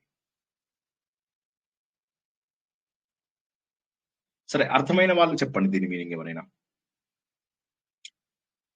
డైరెక్ట్ మీనింగ్ చెప్పండి ఎవరైనా. మా ఇంట్లో వచ్చి ఉండు అని. కర్దముని మా ఇంటికి రా, ఎవరితో రావాలి? మీ అమ్మగారిని కూడా తీసుకుని మా ఇంటికి రా అని చెప్పి చెప్పడం. పద్మమాలములు వేసుకున్నటువంటి మీ అమ్మగారిని తీసుకుని మా ఇంటికి రా అని చెప్పేసి అర్థం, అంతేనా? బయట అర్థం చెప్పండి, అది మళ్ళొకసారి చెప్పండి. ఇప్పుడు నేను చెప్పిన మాట మళ్ళొకసారి చెప్పండి. పద్మాలతో మాలలు వేసుకున్న మీ తల్లిని కూడా తీసుకుని మా ఇంటికి రాని కర్దమునితో అడగటం, మా ఇంట్లో నివాసం ఉండు అని. Very good. ఇప్పుడు ఇంకెవరైనా రెండవ మీనింగ్ చెప్పండి. నా మనసులో శ్రియం వాసయమేకులే అంటే నాలో అంతరంగంగా శ్రేయస్సుని కల్పించు అని. అవును. అంటే కర్దముడు అంటే మీనింగ్ ఏంటి ఇక్కడ? అంటే తేమ, మృదుత్వము, కరుణ, శాంతి ఇవన్నీ ఎలా వస్తాయి మనకు? కర్దముడు అంటే బురద అని అర్థం చేసుకోండి. బురద అంటే ఏంటి? నీటి లోపల తేమ. నీటి లోపల తేమ కలిసినప్పుడే భూమి సృష్టికి అనుకూలంగా ఉంటుంది. అదే విధంగా కర్దముడు మన లోపల ఉంటే మనలో ఉన్న దేవుడి లక్షణాలను వెలికి తీయగలము. అర్థమైందా ఇప్పుడైనా? పోనీ ఎస్ సార్. నీటిలో నీటిలో తేమ చెప్పండి. కలు నీటిలో భూమిలో తేమ కలిసినప్పుడే మనకి సృష్టికి అనుకూలత ఏర్పడుతుంది. కరెక్ట్. అదే విధంగా మనలో కూడా ఆ సృష్టిని, మనలో కూడా శ్రేయము కలగాలి, మనలో కూడా కలగాలంటే కలగాలంటే కర్దముడు ఆ అమ్మవారిని తీసుకొని మనలోకి రావాలి. కర్దముడు అంటే ఇక్కడ మన హృదయంలో కరుణ, శాంతి, కరుణ, మృదుత్వం, ప్రేమ, ఆర్ద్రత అంటే తేమ, తడి. అది మన లోపల ఉంటే మన లోపలే దేవుణ్ణి చూసుకోగలిగే శక్తి వస్తుంది. ఇదేంటంటే దేవుణ్ణి ఎప్పుడు చూడగలుగుతాం మనము? ఉదాహరణకి నేను ఎప్పుడు చెప్పే ఉదాహరణ మళ్ళీ చెప్పడానికి ప్రయత్నం చేస్తాను, అర్థం చేసుకోండి. ఒక గ్లాసు పెట్టాను, ఆ గ్లాస్ లోపల ఒక రూపాయి కాయిని కింద పెట్టాను. పెట్టిన తర్వాత ఏం చేశాను? మట్టి చల్లాను. తర్వాత దాన్ని బాగా ఊపుతున్నాను, దాని మీద ఒక బట్ట కప్పాను. ఇప్పుడు నాకు అది కనిపించదు. ఆ రూపాయి కాయిన్ తీయాలి అంటే రూపాయి కాయిన్ ఉన్నట్టే చాలా మంది నమ్మరు. రూపాయి కాయిన్ ఉంది అని కొంతమంది నమ్ముతారు. నమ్మినప్పుడు ఏం చేస్తారు? ఆ బట్టని మెల్లగా ఇలా తీస్తారు. మనలోని ఆవరణను తొలగించుకోవాలి, తర్వాత నిశ్చలత తెచ్చుకోవాలి, మలినాన్ని తొలగించుకుంటే కానీ మనకి ఆ రూపాయి కాయిన్ దొరకదు, కనిపించదు. అదే విధంగా మనని మనము శుభ్రపరచుకుంటే తప్ప మనలో ఉన్న దేవుడు కనిపించడు. అదే ఈ శ్లోకం యొక్క అర్థం. ఓ కర్దమా, ఓ సృష్టికర్త, ఓ ప్రజాపతి, నువ్వు భగవంతుడి యొక్క సృష్టి అని మాకు తెలుసు. నువ్వు అమ్మవారిని తీసుకుని మా ఇంటికి రా అంటే మా లోపల కరుణ అనేటటువంటి భావాన్ని నువ్వు మాకు పెంచవయ్యా. మరి ఈ భావం ఎలా వస్తుంది? అంటే కులే. ఇప్పుడు రెండు మీనింగ్లు అర్థమైపోయినాయా అందరికీ? మళ్ళీ ఒకసారి చెప్తాను, జాగ్రత్తగా అయినండి. పెన్నున్న వాళ్ళు రాసుకోండి. మొదటి మీనింగ్ ఏంటంటే, కర్దముడా, నీ వల్ల ఆవిడ తల్లిగా మేము ఆవిడని గుర్తించాము, కాబట్టి ఆవిడని తీసుకుని మా ఇంట్లో రా, ఎప్పటికీ మా ఇంట్లో కల శ్రేయస్సు కలిగేలాగా మా ఇంట్లో ఉండు. Straight forward meaning. రెండవ మీనింగ్ ఏంటంటే, ఓ సృష్టికర్త, మా లోపల ఉన్నటువంటి అజ్ఞానాన్ని తొలగించవయ్యా. నువ్వు ఎవరు? భూమిలో నీరు తగిలినప్పుడే భూమికి సృష్టి వచ్చేటటువంటి అవకాశం ఉంది. అదే విధంగా నా హృదయంలో ఆ ఆర్ద్రత, ఆ మంచితనము, ఆ ప్రేమ, ఆ కరుణ, ఆ దైవీ లక్షణాలు ఉన్నప్పుడే నేను దేవుణ్ణి చూడగలుగుతాను. ఇన్ని రోజులు 40 ఏళ్ల నుంచి సాధన చేస్తున్నా, నాకు దేవుడు ఎందుకు కనిపించడం లేదు? ఎందుకంటే నేను దేవుడిని చూడడానికి కావలసినటువంటి శుద్ధి చేసుకోవడం లేదు. ఒక్కసారి ఈ పాయింట్ ఎవరన్నా చెప్పండి, ఎందుకు నాకు దేవుడు కనిపించడం లేదు?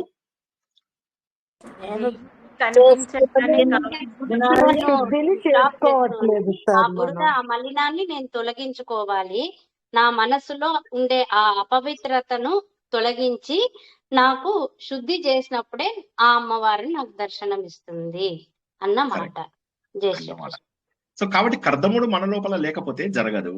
కర్దముడు మన లోపల ఉండి తీరాలి, దేవ రూపంలో మనకు ఉండి తీరాలి. ఇంతకంటే ముందు శ్లోకంలో మనము గంధ ద్వారా అని తెలుసుకున్నాం, అక్కడ భూమి తత్వము అని చెప్పి తెలుసుకున్నాం. ఇక్కడికి వచ్చేసరికి ఏమైంది? నీరు ప్లస్ భూమి తత్వం దగ్గరికి వచ్చాము. ఈ రెండిట్లో కూడా కులే అనేటటువంటిది ఒక కాన్స్టెంట్. ఇప్పుడు రెండో మీనింగ్ ఇది ఏంటంటే, మొదటి మీనింగ్ ఏమో నువ్వు మీ అమ్మగారితో మా ఇంటికి రా. రెండవ మీనింగ్ ఏంటి? దేవుడా, నా లోపల మంచితనాన్ని పెంచి నేను నిన్ను చూసేలాగా చెయ్యి అనేది రెండో మీనింగ్. మూడవ మీనింగ్ ఏంటంటే ధ్యాన పద్ధతిలో. ఓకే, ఇవన్నీ the more you think about it, the better you will understand. అది మనకు మెయిన్ ఇక్కడ ఏంటంటే ఆ అర్థాన్ని మనం ఇంకా కాస్త ఆలోచిస్తే చాలా అద్భుతం. మూడవ మీనింగ్ ఏంటంటే, నా లోపల ఒక చక్రాలు ఉన్నాయి. ఇవన్నీ ఇక్కడ చక్రాలు ఉన్నాయి. మూలాధారం, స్వాదిష్టానం, మణిపూరకం, ఇట్లా వచ్చి ఇక్కడ పైన ఇక్కడికి వస్తారు. ఇక్కడ దాకా ఉండే చక్రాలని మనం ఏమంటామంటే కులము అంటాము. ఇది మనం లలితా సహస్రనామంలో తెలుసుకున్నాము, మణిద్వీపంలో కూడా తెలుసుకున్నాం. కులము, అకులము. సహస్రారంని అకులము అంటారు. కులము అంటే మూలాధారం నుంచి మొదలెట్టి ఆజ్ఞాచక్రం వరకు ఉన్నటువంటి 6 చక్రములను మనం ఏమంటాము అంటే కులము అంటాము.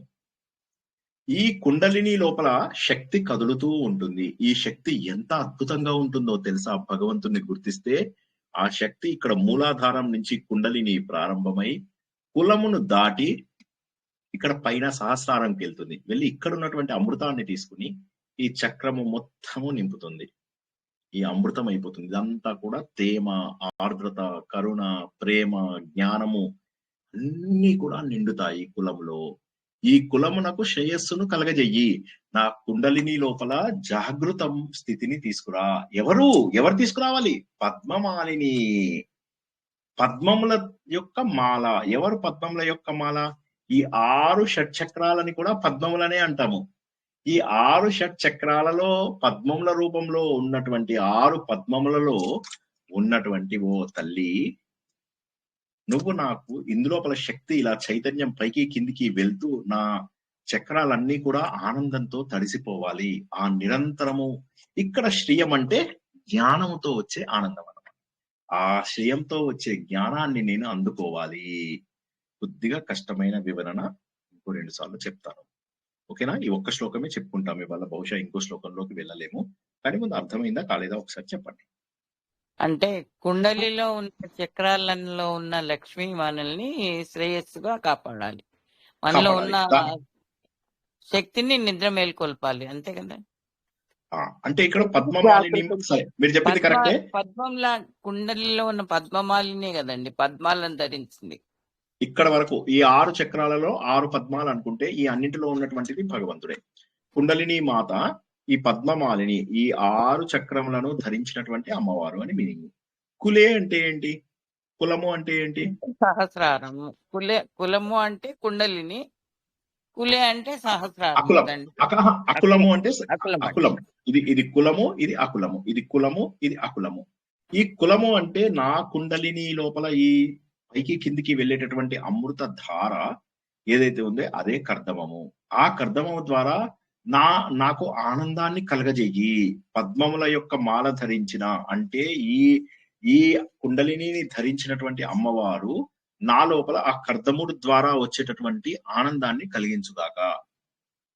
సో భగవంతుడిని మనం ఇక్కడ పద్మమాలిని రూపంలో చూస్తున్నాము.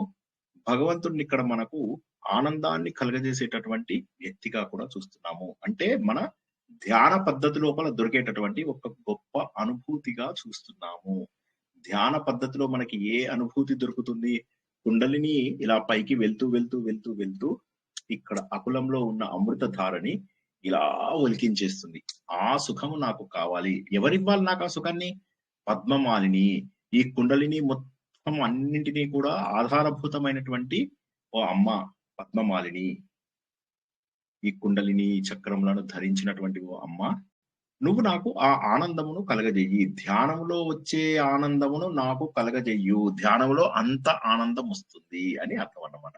సో 3 అర్థాలు తెలుసుకున్నాము. నేను ఒక్కసారి మళ్ళీ చెప్తాను, జాగ్రత్తగా వినండి. అంటే అక్కడ సుషుమ్న నాడిని తీసుకోమంటారా పద్మమాలిని లాగా?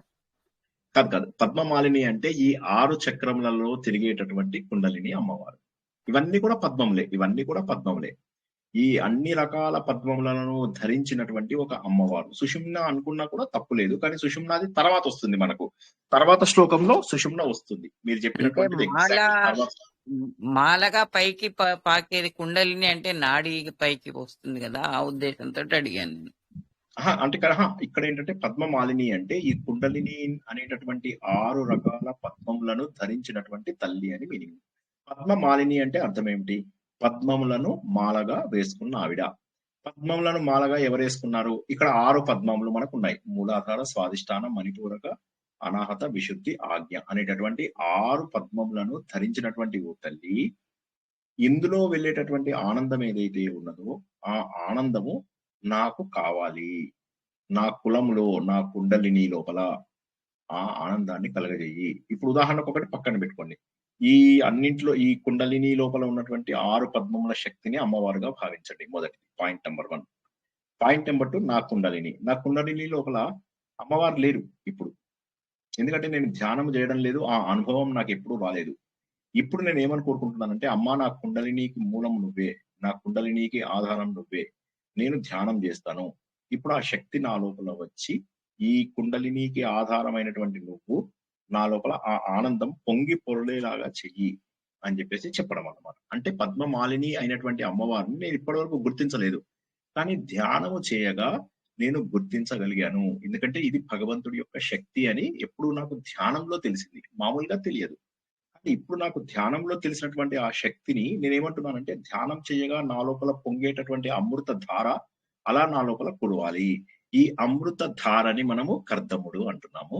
పద్మమాలిని ఏమో ఈ 6 చక్రములకు మూలమైనటువంటి అమ్మవారు. జై శ్రీకృష్ణ. అర్థం కాని వాళ్ళు అడగండి, మళ్ళీ మళ్ళీ ఎక్స్ప్లెయిన్ చేస్తాను. ఇవాళ ఇది ఒకటే శ్లోకం అనుకున్నాము, ఈ 3 పద్ధతుల్ని మళ్ళొకసారి చెప్తాను. చెప్పండి సార్. ధ్యాన ఇంకా పద్ధతి చెప్తాను. కుండలి ధ్యాన పద్ధతి ఒక్కసారి చెప్పండి సార్. చెప్తాను, మొత్తం చెప్తాను.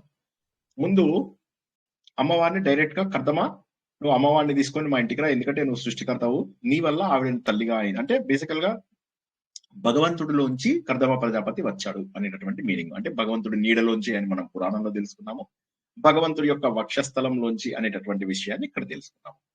కాబట్టి ఓ భగవంతుడా, నువ్వు మీ అమ్మగారితో పాటుగా నువ్వు వచ్చి మా ఇంట్లోనే శాశ్వతమైనటువంటి నివాసాన్ని చేసుకుని మమ్మల్ని సంతోషపడు, నాకు ఎప్పుడు శ్రేయాన్ని కలగజేయు. ఇది మొదటిది. రెండవ అర్థం ఏంది? కర్దముడు అంటే జలము ప్లస్ భూమి రెండిటి తత్వము. అంతకుముందు గంధ ద్వారా అని ఇంతకుముందు తెలుసుకున్న దాంట్లో ఒక్క భూమి తత్వమే తెలుసుకున్నాము. ఇక్కడ మనం ఏం చేస్తున్నాము, రెండవ విషయాన్ని అర్థం చేసుకుంటాం, భూమి ప్లస్ నీరు. భూమిలో నీరు కలిస్తేనే కదా మృదుత్వంగా ఉండి అప్పుడు అది సృష్టి ఏర్పడుతుంది. చెట్లకు నీళ్లు పోయకండి, ఏమవుతాయి? చెట్లు ఎండిపోతాయి.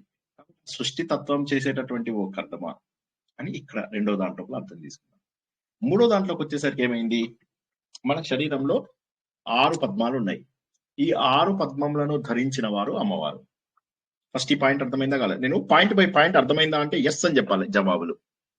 ఈ 6 పద్మములను ధరించినది అమ్మవారు పద్మమాలిని. ఇంతవరకు అర్థమైందా లేదా? ఫస్ట్ పాయింట్ అయింది సార్. పద్మమాలిని అంటే ఈ 6 చక్రములను ధరించిన ఆవిడ. ఈ 6 చక్రములు పద్మంలా లాంటివి. ఎందుకంటే చక్రాలు అంటే ఎలా ఉంటాయి? గుండ్రగా తిరుగుతాయి. విష్ణు చక్రం ఎలా ఉంటుంది? పద్మం లాగానే ఉంటుంది. అలా గుండ్రగా తిరిగేటటువంటి చక్రాలకు అధిపతి ఆవిడ. ఈ చక్రములని, ఈ మొత్తం 6 చక్రములని కులం అంటున్నాం. నా లోపల భగవంతుడు రానప్పుడు నేను ఈ అమృతమైన ఆనందాన్ని అనుభవించానా? ఆన్సర్ చెప్పండి, ఎస్ ఆర్ నో? లేదు. అనుభవించలేదు. ఈ 6 చక్రములకు ఆధారభూతమైనటువంటి తల్లిని నేను ప్రార్థిస్తున్నాను. అమ్మా, నువ్వు నా కులంలో ఉన్నావు, నా కులంలో ఉన్నావు. కర్దమ ప్రజాపతి, మీ అమ్మగారి సహాయంతో ఈ కుండలిని మాత పైకెళ్ళినప్పుడు వచ్చే అమృతాన్ని నా మొత్తము కులములో ప్రసరింపజెయ్యు. అంటే నా కుండలినిలో ఈ ఆనందాన్ని నాకు పొందింపజెయ్యు. అంటే ధ్యానంలో వచ్చే ఆనందం అన్నమాట. అది ధ్యానంలో వచ్చే ఆనందం.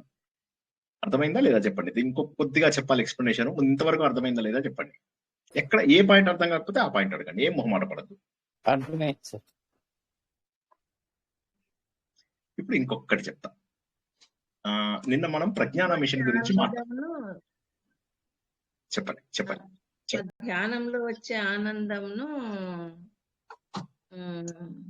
మనం పొందాలని అడుగుతున్నాం.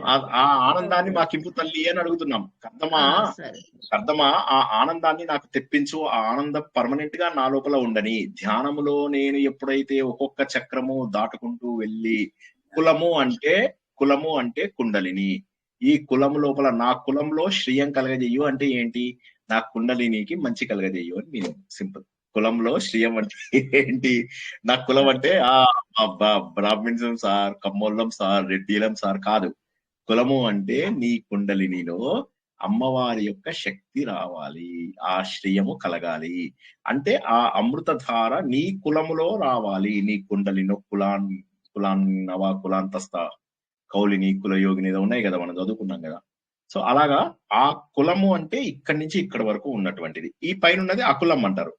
ఈ కులం వెళ్ళి అకులంతో కలవగానే ఏమవుతుంది? ఇక్కడి నుంచి మనకు వెంటనే అమృతధార కురుస్తుంది. అప్పుడు ఆ అమృతధారని అనుభవించాలి మనం అని చెప్పేసి మీనింగ్ అన్నమాట. ఓకే, ఇది మనం అడుగుతున్నాము మూడవ విశ్లేషణలో. మూడవ విశ్లేషణకు మరింత ముందుకెళ్దాం. మూడవ విశ్లేషణ లోపల ప్రజ్ఞాన మిషన్ గురించి చెప్పాను. నిన్న ధ్యాన పద్ధతులు చెప్తున్నప్పుడు రకరకాల ధ్యాన పద్ధతులు ఉన్నాయి మనకు భారతదేశంలో అన్న విషయాన్ని చాలా మంది జాయిన్ అయ్యారు. కాబట్టి చాలా శ్రద్ధగా వినండి, ఎందుకంటే ఇది అమోఘమైనటువంటి జ్ఞానం. శ్రీ సూక్తంని ఇంతకంటే డీటెయిల్ గా మీరు ఇక నేర్చుకుంటారో లేదో కూడా. కాబట్టి నేర్చుకున్నప్పుడే శ్రద్ధగా నేర్చుకోండి. ఎప్పుడు ప్రతి ప్రవచనానికి పెన్ను పేపర్ పెట్టుకొని రండి. ఓకే, మహాభారతం చెప్పిన రోజు పడుకొని వినండి, చక్కగా మంచిగా రెస్ట్ తీసుకుంటూ వినండి, ఏం పర్వాలేదు. రఘువంశం చెబుతున్నప్పుడు కూడా ఆహ్లాదంగా మంచిగా చక్కగా పడుకొని చక్కగా వినండి. కొద్దిగా కొన్ని పాయింట్స్ ఏవైతే ఉంటాయో అవి గుర్తుపెట్టుకోవడానికి చూడండి. లోపల ఇక్కడ మనకేం తెలుస్తుంది, ప్రజ్ఞాన మిషన్ లోపల ఏం చేస్తారంటే మిగతా అన్ని రకాల ధ్యాన పద్ధతులకు ప్రజ్ఞాన మిషన్ పద్ధతికి కొంత డిఫరెన్స్ ఉంటుంది. ప్రజ్ఞాన మిషన్ ఈ మనకు పరమహంస యోగానంద వాళ్ళ సమకాలీనులు ప్రారంభించినటువంటిది. పరమహంస యోగానంద గారి గురువు గారి పేరు యుక్తేశ్వర్, ఆయన యొక్క గురువు గారి పేరు లహరి మహాశయుడు, ఆయన యొక్క గురువు గారి పేరు మహా అవతార్ బాబాజీ. సో ఇప్పుడు ఏమైంది, ఈ వీరంతా కూడా ఏమని గ్రహించారంటే భగవంతుడు ఉన్నాడు అనేది గ్రహించారు. వాళ్ళు భగవంతుడికి ఒక రూపం కూడా ఇచ్చారు. నేను ఒక యోగి ఆత్మకథ నేను నవల మొత్తము చదివి వినిపించాను, వీలైతే నేను అది మీకు ఫార్వర్డ్ చేస్తాను చాలా మంది కోసం అని చెప్పి నేను ఆ మొత్తం నవలని చదివాను అన్నమాట.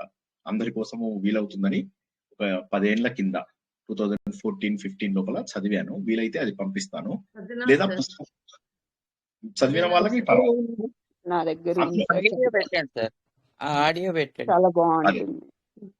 అందులోపల భగవంతుడిని ఎలా చూస్తారు కొద్దిగా ప్లీజ్ వినండి. 5 నిమిషాల్లో ముగిస్తాను, కానీ కొద్దిగా శ్రద్ధగా ఉండండి. ఎందుకంటే ఇంతమంది జాయిన్ అయినప్పుడు అదేంటంటే అర్థం చేసుకున్న ఆ పాయింట్ ని ఒక్క పాయింట్ అర్థమైనా చాలు, ఈ దారిలోంచి బయటికి వెళ్ళిపోరు. సో ఏమవుతుందంటే ఆయన పరమహంస ఆ మార్గం లోపల ఆనందమే ఎక్కువ ఉంటుంది. ఆయన ఏం చేస్తారు, దేవుని రూపంతో రూపం లేక 2 రకాలుగా కూడా గుర్తించగలుగుతారు. ఆయన గురువు గారు ఒకే సమయంలో 2 చోట్ల ఉండడాన్ని గుర్తిస్తారు. భగవంతుడి యొక్క రూపాన్ని ప్రత్యక్షంగా చూడగలుగుతారు, భగవంతుడి యొక్క రూపాన్ని హిమాలయాల్లో చూడగలుగుతారు. ఇంతకంటే ఆశ్చర్యం ఏంటి, ఆయనకు హిమాలయాలంటే ఎంత ప్రేమనో లెక్కలేదు. తపోవన్ మహారాజ్, తర్వాత ఈయన పరమహంస యోగానంద, స్వామి రామ, తర్వాత ఇంకెవరు చెప్పండి, సుభాష్ చంద్రబోస్, ఈ మహానుభావులందరూ కూడా హిమాలయాలంటే ప్రత్యేకమైనటువంటి ప్రేమ కలిగినటువంటి వాళ్ళు. కానీ మనకేమైంది, హైదరాబాద్ లోపల ఈ 15 డిగ్రీల చలికే నేను ఫస్ట్ టైం లోపల బనీన్ వేసుకొని పైన చొక్కా వేసుకొని పైన మళ్ళీ ఇది కూడా కొద్దిగా ముద్దు పెట్టుకున్నా, ఎందుకైనా మంచిదని.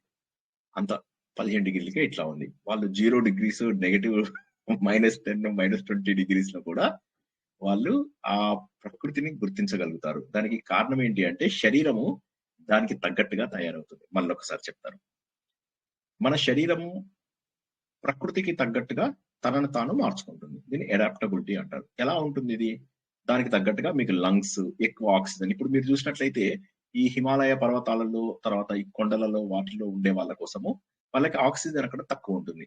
ఆక్సిజన్ తక్కువ ఉంటుంది కానీ శరీరానికి మరి ఆక్సిజన్ కావాలి కదా, అందుకోసం వాళ్ళ లంగ్ కెపాసిటీ ఎక్కువ ఉంటుంది. లంగ్ కెపాసిటీ ఎక్కువ ఉండడం వల్ల ఏమవుతుంది, వాళ్ళు అక్కడ ఉన్నప్పుడు మామూలుగా ఉంటారు మనలాగా, కిందికి మన దగ్గరికి వచ్చిన తర్వాత మనకంటే ఎక్కువ శక్తి ఉంటుంది. ఎందుకంటే వాళ్ళ లంగ్ కెపాసిటీ ఆల్రెడీ ఎక్కువ ఉంటుంది వాళ్ళకి. అందువల్ల ఏంటి, వాళ్ళు ఇక్కడికి వచ్చినప్పుడు వాళ్ళు మామూలు కంటే కూడా ఎక్కువ ఉత్సాహంగా ఉండగలుగుతారు. సో అదే విధంగా వీరందరూ సాధన చేసి హిమాలయాల లోపల వాళ్ళ లంగ్ కెపాసిటీని ప్రాణాయామం ద్వారా వాటి ద్వారా పెంచుకుంటారు. పెంచుకోవడం వల్ల ఏమవుతుందంటే వాళ్ళకి అద్భుతమైనటువంటి శక్తులు వస్తాయి. తద్వారా ఏమవుతుందంటే మనము చలికి వణుకుతాము, ఈ నాగ సాధువులు గాని వీరంతా గాని ఎవరు చలికి కూడా వణకరు. సో అటువంటి మహోన్నతమైనటువంటి సంప్రదాయం మనది. మరి ఇదంతా ఎందుకు చెప్తున్నారు సార్ ఇప్పుడు అంటే, దానికి కారణం ఏంటంటే ప్రజ్ఞాన మిషన్ లోపల ఉన్నటువంటి ధ్యానం వారు ఏం చేశారంటే భగవంతుని రూపంతో గుర్తించవచ్చు, రూపం లేకుండా గుర్తించవచ్చు. హిమాలయాలలోనూ భగవంతుని చూశారు వారు, భగవంతుడిని మిరాకిల్స్ లో చూడగలిగారు. వాళ్ళ గురువు గారిని, నాకు గురువు గారు దొరకాలి అని చెప్పేసి ఒక కోరిక కోరుకోగానే అతనికి గురువు గారు దొరుకుతాడు. యుక్తేశ్వర రూపం లోపల ఆయన చూడగానే అర్థమవుతుంది ఈయన నాకు కరెక్ట్ గురువు అని చెప్పి. ఆయనను చూసి సంతోషపడిపోతుంటాడు, కళ్ళలోంచి నీళ్ళు వచ్చేస్తాయి అన్నమాట. అనుకున్నట్టుగానే ఆయన ఈయనని సరైనటువంటి దారిలో తీసుకెళ్ళడం జరుగుతుంది. ఆ తర్వాత ఏమవుతుందంటే వీళ్ళు వారి దీంట్లో వారి సాంప్రదాయంలోనే తయారు చేసినటువంటి క్రియాయోగం, అన్ఫార్చునేట్లీ దాన్ని రకరకాల జనాలు రకరకాల పద్ధతులలో ఇప్పుడు వాడుతున్నారు. కానీ ఒరిజినల్ క్రియాయోగము ఒక్క ప్రజ్ఞాన మిషన్ది మాత్రం. ఈ పాయింట్ అర్థమైన వాళ్ళు అడగండి, అర్థం కాకపోతే అడగండి, ఏదైనా అడగండి, ఫస్ట్ మాట్లాడండి, నోరు తెరవండి. మహాతేలే కదండి తనకి, లాహిరి మహాతేలండి క్రియాయోగ. అవునండి, లహరి మహాశయ అంటే ఈయన యొక్క గురువు అన్నమాట. యుక్తేశ్వర్ గారి గురువు యొక్క ఈయన యొక్క గురువు యుక్తేశ్వర్ గారి గురువు. మహా అవతార్ బాబా ఎవరైతే మనం సినిమా చూసాం కదా, బాబా అని రజనీకాంత్ ఒక సినిమా వచ్చింది, ఎవరైనా చూసారండి? చూడండి, వీలైతే తప్పకుండా చూడండి ఆ సినిమాని. అంటే ఫైటింగ్ సీన్స్ అవి వచ్చినప్పుడు ఫార్వర్డ్ చేస్తూ కథని అర్థం చేసుకోవడానికి ప్రయత్నం చేయండి. అది అది ఈ దీని మీద ఆధారపడినటువంటిది అనమాట. ఈ పరమహంస యోగానంద జీవితం పైన కొంత లూజ్ గా ఆధారపడినటువంటిది. అయితే సార్ ఆ ముద్రది విశేషం ఒకసారి చెప్పినారు, ఇంకొకసారి చెప్పండి సార్. మహావతార్ బాబా గారిది ముద్ర వేళ్ళు ఇట్లా పెట్టుకుంటారు. చెప్తాం, ముద్రలో ఒక రోజు నేర్పిస్తాం. ముందు ఫస్ట్ మనము టాపిక్ లోంచి డైవర్ట్ అవ్వకుండా కొద్దిగా జాగ్రత్త పడదాం. ఓకే, ఇప్పుడు ఫస్ట్ మనము ప్రజ్ఞాన మెషిన్ వారి యొక్క ధ్యానం గురించి తెలుసుకుందాం. ఇప్పుడు మనము ఈ శ్లోకంలో తెలుసుకున్నటువంటిది ధ్యానము. ప్రజ్ఞాన మెషిన్ లోపల ఉన్నటువంటిది ధ్యానము. దానిని ఏమంటారని చెప్పాను? క్రియాయోగం. అయితే ఈ క్రియాయోగం ఒక్కటి మాత్రము ఇప్పుడు నేను ఎన్ని ధ్యాన పద్ధతులు నేర్చుకున్నానో చెప్తాను మీకు. అందులోపల బెస్ట్ ఏదైనా నన్ను అడిగితే క్రియాయోగం అని చెప్తాను. ముందు ఒక్కొక్క ధ్యాన యోగం గురించి చెప్తాను. ఈ శ్లోకము తర్వాత వచ్చే 2 శ్లోకాలు కూడా ధ్యానమే. నేను అన్ని ఒకరోజు చెప్తామని ఆశపడతా, కానీ ఎందుకో ముందుకు వెళ్ళలేకపోతున్నాం. మనం శ్రీ సూక్తము 3 వారాలలో కంప్లీట్ చేస్తానని చెప్పాను. 5 అది ఇప్పటికి 8వ వారము. డిసప్పాయింట్ అవుతున్నారు కదా కొద్దిగా మీరు, స్లో వెళ్తున్నామని? లేదండి, చాలా ఎక్కువ తెలుసుకుంటున్నామన్న సంతోషం ఉంది. సో మిగతా వాళ్ళు పాపం డిసప్పాయింట్ అవుతున్నారా? ఆవిడ చెప్పారు, మిగతా వాళ్ళు డిసప్పాయింట్ అవుతున్నారా? సార్ బాగా అర్థం అవుతుంది, విపులంగా చెప్తున్నారు సార్, చాలా స్పీడ్గా బాగా చెప్తే అర్థం అవుతుంది. ఇలాగే బాగుంది సార్. అదే ఏం సార్, అందరూ చూస్తే ఒక్క రోజులో కూడా చెప్పేటోళ్ళు ఉన్నారు. మీరేమో 8 వారాల నుంచి చెప్పుకుంటా పోతున్నారు. ఒక్క శ్రీ సూక్తం ఏమున్నా సార్, పట్ 15 శ్లోకాలు ఎంతసేపు సార్? ఇట్లా మీరు మెల్లగా చెప్తే మా జీవితం అయినట్టే ఇక అని అనుకోకండి. ఇది చాలా అద్భుతమైనటువంటిది. మీరు ఒక్కొక్క శ్లోకం చెప్పినప్పుడు నెక్స్ట్ డే ఆ శ్లోకంతో అమ్మవారిని పూజిస్తుంటే అసలు చాలా అద్భుతంగా ఉంది సార్. అసలు ఇవాళ ఇప్పుడు మీరు ఈ శ్లోకం చెప్తారు కదండి, నెక్స్ట్ డే నేను ఆ పూజ చేసుకుంటుంటే చాలా ఆనందం అనిపిస్తుంది. అంటే ఇన్ని రోజులు నేను తెలియదు మీనింగ్ అంతకనం. ఇప్పుడు మీరు చెప్పేదాన్ని బట్టి ప్రతి వారం నేను కొత్తగా నేర్చుకొని అమ్మవారిని ఆ రకంగా పూజ చేస్తున్నాను సార్. చాలా సంతోషం అండి. ఇప్పుడు ధ్యానం మళ్ళొకసారి పద్ధతులు ఏంటి ధ్యానంలో, అందులోపల ఈ క్రియాయోగంది గొప్పతనం ఏంటో తెలుసుకుందాం. ధ్యానం అంతా కూడా మనకు ఏ గీత నుంచి వచ్చింది? మనం నేర్చుకున్నాం ఆ గీతని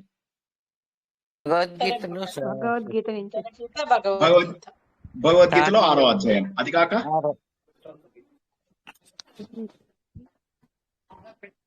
ఉద్ధవ గీత,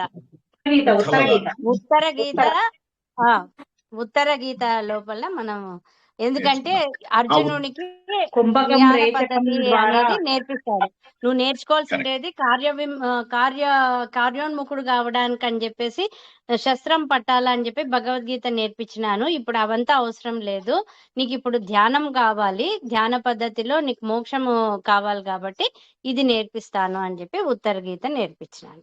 జై శ్రీకృష్ణ సార్. వండర్ఫుల్, బాగా చెప్పారు. సో ఆ విధంగా ఉత్తర గీత లోపల చెప్పినటువంటి విషయాలనే, ఉత్తర గీతలో మనం ఏవైతే విషయాలు నేర్చుకున్నామో ఈ ఉత్తర గీతనే ఇప్పుడు ప్రపంచ వ్యాప్తంగా అందరూ వాడుకుంటున్నారు. ఎవడు ఉత్తర గీత నేర్పించాడు? మళ్ళీ మనం టీంలో నేర్చుకున్నాం, కానీ ఏ ప్రవచనకర్త మీకు ఉత్తర గీత చెప్పాడు? చూడండి కావాలంటే.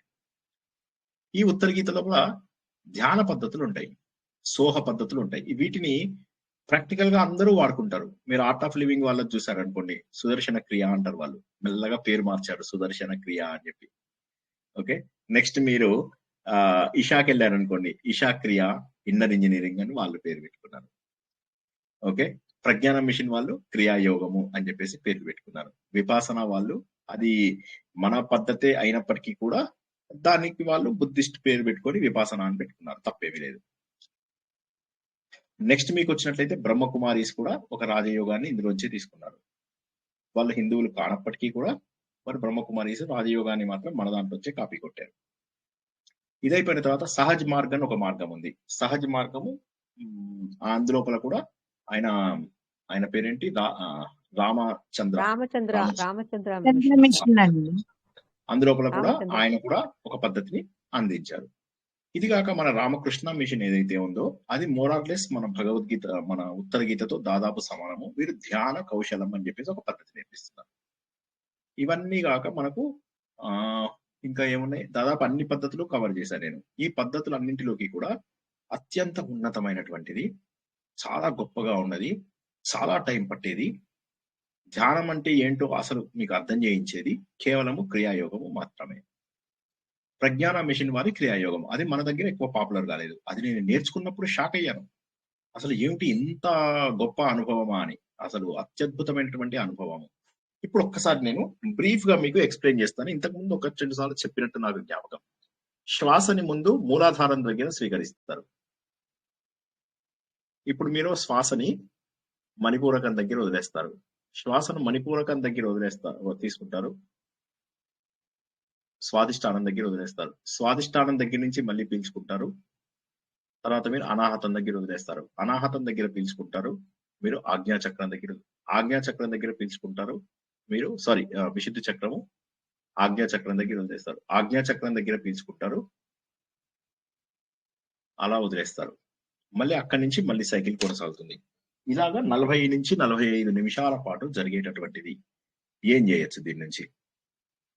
ఏ రోజు పాపాలు ఆ రోజు కరుగుతాయి. అంటే ఏంటి? పాపాలు అంటే ఏంటి? పాపాలు అంటే ఇప్పుడు మీరు గనక చేతులు లేపారా అమ్మలు అంటే అందరు ఇలా లేపుతారు భక్తిగా.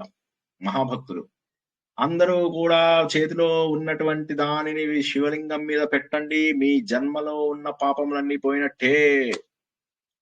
అలా కాకుండా ఇక్కడ ఏమైతుందంటే మనం చేసినటువంటి పాపములు, ఇది తెలియని వాళ్ళు అడగండి. ఎందుకంటే ఇందులో నా స్టూడెంట్స్, ఓల్డ్ స్టూడెంట్స్ కి అర్థమవుతుంది. కొత్త వాళ్ళు ఎవరైనా ఉంటే వాళ్ళకి అర్థం కాదు. ఈ చక్రాలకు పాపాలు, పుణ్యాలు, వాసనలు, సంస్కారాలు అన్ని అంటుకుంటాయి. మనం చనిపోయిన తర్వాత, కారణ శరీరం అయిన తర్వాత విత్తన రూపంలోకి మారిపోతాం. ఆ విత్తన రూపంలో మళ్ళీ ఇవన్నీ స్టోర్ అయ్యి ఉంటాయి. వచ్చేసారి మళ్ళీ మనం శరీరం తీసుకుంటాం. అప్పుడు మళ్ళీ మన వెన్నెముకను అంటుకుని ఈ చక్రాల రూపంలో కూడా మళ్ళీ అవి మనకు వ్యక్తీకరణ అవుతాయి. ఆ విధంగా మనం చేసిన పాపములు, మనం చేసినటువంటి పుణ్యములు మనతో పాటే కొన్ని కోట్ల కోట్ల కోట్ల జన్మల పాటు ఉంటాయి. దీన్ని శుద్ధి చేయడానికి శరీరము ఉన్నప్పుడే చేసుకోగలము. అందుకే శరీర మాధ్యమం ఖలు ధర్మ సాధనం అంటారు. శరీరం ఉన్నప్పుడే ఇవన్నీ చేసుకోగలం. శరీరం లేనప్పుడు ఏం చేయగలం? ఏం చేయలేం. కాబట్టి ఏం చేయాలంటే శరీరం ఉన్నప్పుడే ఈ శ్వాసను సరిగా తీసుకోవడం ద్వారా శ్వాసని గమనిస్తూ ఇప్పుడు నేను చెప్పిన పద్ధతులలో తీసుకోవడం ద్వారా ప్రతి చక్రములో ఉన్నట్టు పేరుకుపోయినటువంటి కర్మలన్నీ క్లీన్ అవుతాయి.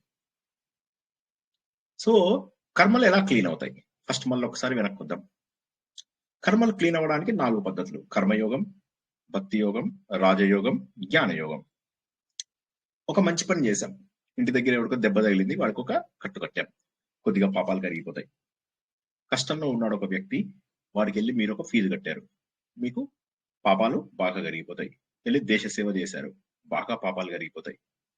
ఈ విధంగా మీరు చేసేటటువంటి మంచి పనులు మీకు కర్మయోగం ద్వారా అన్ని అవుతాయి. ఇవన్నీ కూడా మీరు లాభం ఆశించకుండా చేస్తారు. రెండవది భక్తి యోగం. భక్తి యోగంలో చేసినటువంటి ప్రతి పనిని భగవంతుడికి అర్పించడం ద్వారా ఈ పాపాల పుణ్యాలు క్లీన్ అవుతూ ఉంటాయి. మూడవది జ్ఞానయోగం. ఆలోచన ద్వారా సింపుల్ జ్ఞానయోగం. ఏం లేదు, సోఫాలో పడుకొని నేనెవరిని, నేను శ్రీనివాస్, కాదు శ్రీనివాస్ కంటే ముందే నేనున్నాను, నేనెవరిని, శరీరాన్ని, ఈ శరీరం లేనప్పుడు కూడా నేనున్నాను, ఎక్కడ ఉన్నాను, ఇలా ఇలా ఇలా ఆలోచిస్తూ నేను శరీరాన్ని కాదు అని ఆలోచన ద్వారా తెలుసుకోవడాన్ని జ్ఞానయోగం అంటారు. జ్ఞానయోగం ద్వారా కూడా ఈ పాపాలు పుణ్యాలన్నీ ఫటక్మని క్లీన్ అయిపోతాయి. జ్ఞానయోగంలో ఎంత ఫాస్ట్ గా క్లీన్ అవుతాయి అంటే ఇలా వెళ్ళిపోతుంది అంతే. జ్ఞానాగ్ని దగ్ధ కర్మాణం. 4వ పద్ధతి బలవంతంగా దాన్ని ఇది చేయడం, బలవంతంగా గుంజిలాగడం, దాన్ని రాజయోగం అంటారు. బలవంతంగా గుంజేసేయడం. ఇందులో ఏం చేస్తామంటే మనము శ్వాస, మనకు ప్రాణం అంటే శ్వాస అంటారు అనమాట. ప్రాణం అన్న శ్వాస అన్న ఒకటే. నేను ఎప్పుడైనా శ్వాస అంటే ప్రాణం అని అర్థం చేసుకోండి, ప్రాణము అంటే శ్వాస అని అర్థం చేసుకోండి. మెల్లగా చెప్తున్నాను, అయినప్పటికీ కూడా డౌట్ ఉన్న వాళ్ళు ఆపేసేయండి. ఆ ప్రాణము మనము లంగ్స్ లో ఫుల్ గా తీసుకోము. జనరల్ గా ఆ లంగ్స్ లో ఫుల్ గా తీసుకుంటూ దాన్ని వదులుతూ పూరకము, రేచకము, కుంభకము ఇవి చేస్తూ చేస్తూ చేస్తూ ఉండడం ద్వారా మన పాపాలన్నీ కూడా కరిగిపోతాయి. ఆ కరిగిపోయే పద్ధతి 40 నిమిషాల పాటు కుండలిని సహాయంతో గనక చేస్తే దానిని ప్రజ్ఞాన మెషిన్ అంటారు. అది చేయడానికే శ్రీ సూక్తం చదువుతున్నాం. సింపుల్. ఇప్పుడు అర్థం కాని వాళ్ళు అడగండి ఇంకా ప్రశ్నలు. ఆత్మసుఖము వీడి నీ ఆట కొరకు పాత్ర పోషణ చేసి సూత్రధారి విశ్రమించద నీ పాదం ఆశ్రయించి పరమ కరుణాంతరంగా శ్రీ పాండురంగ. జై శ్రీకృష్ణ.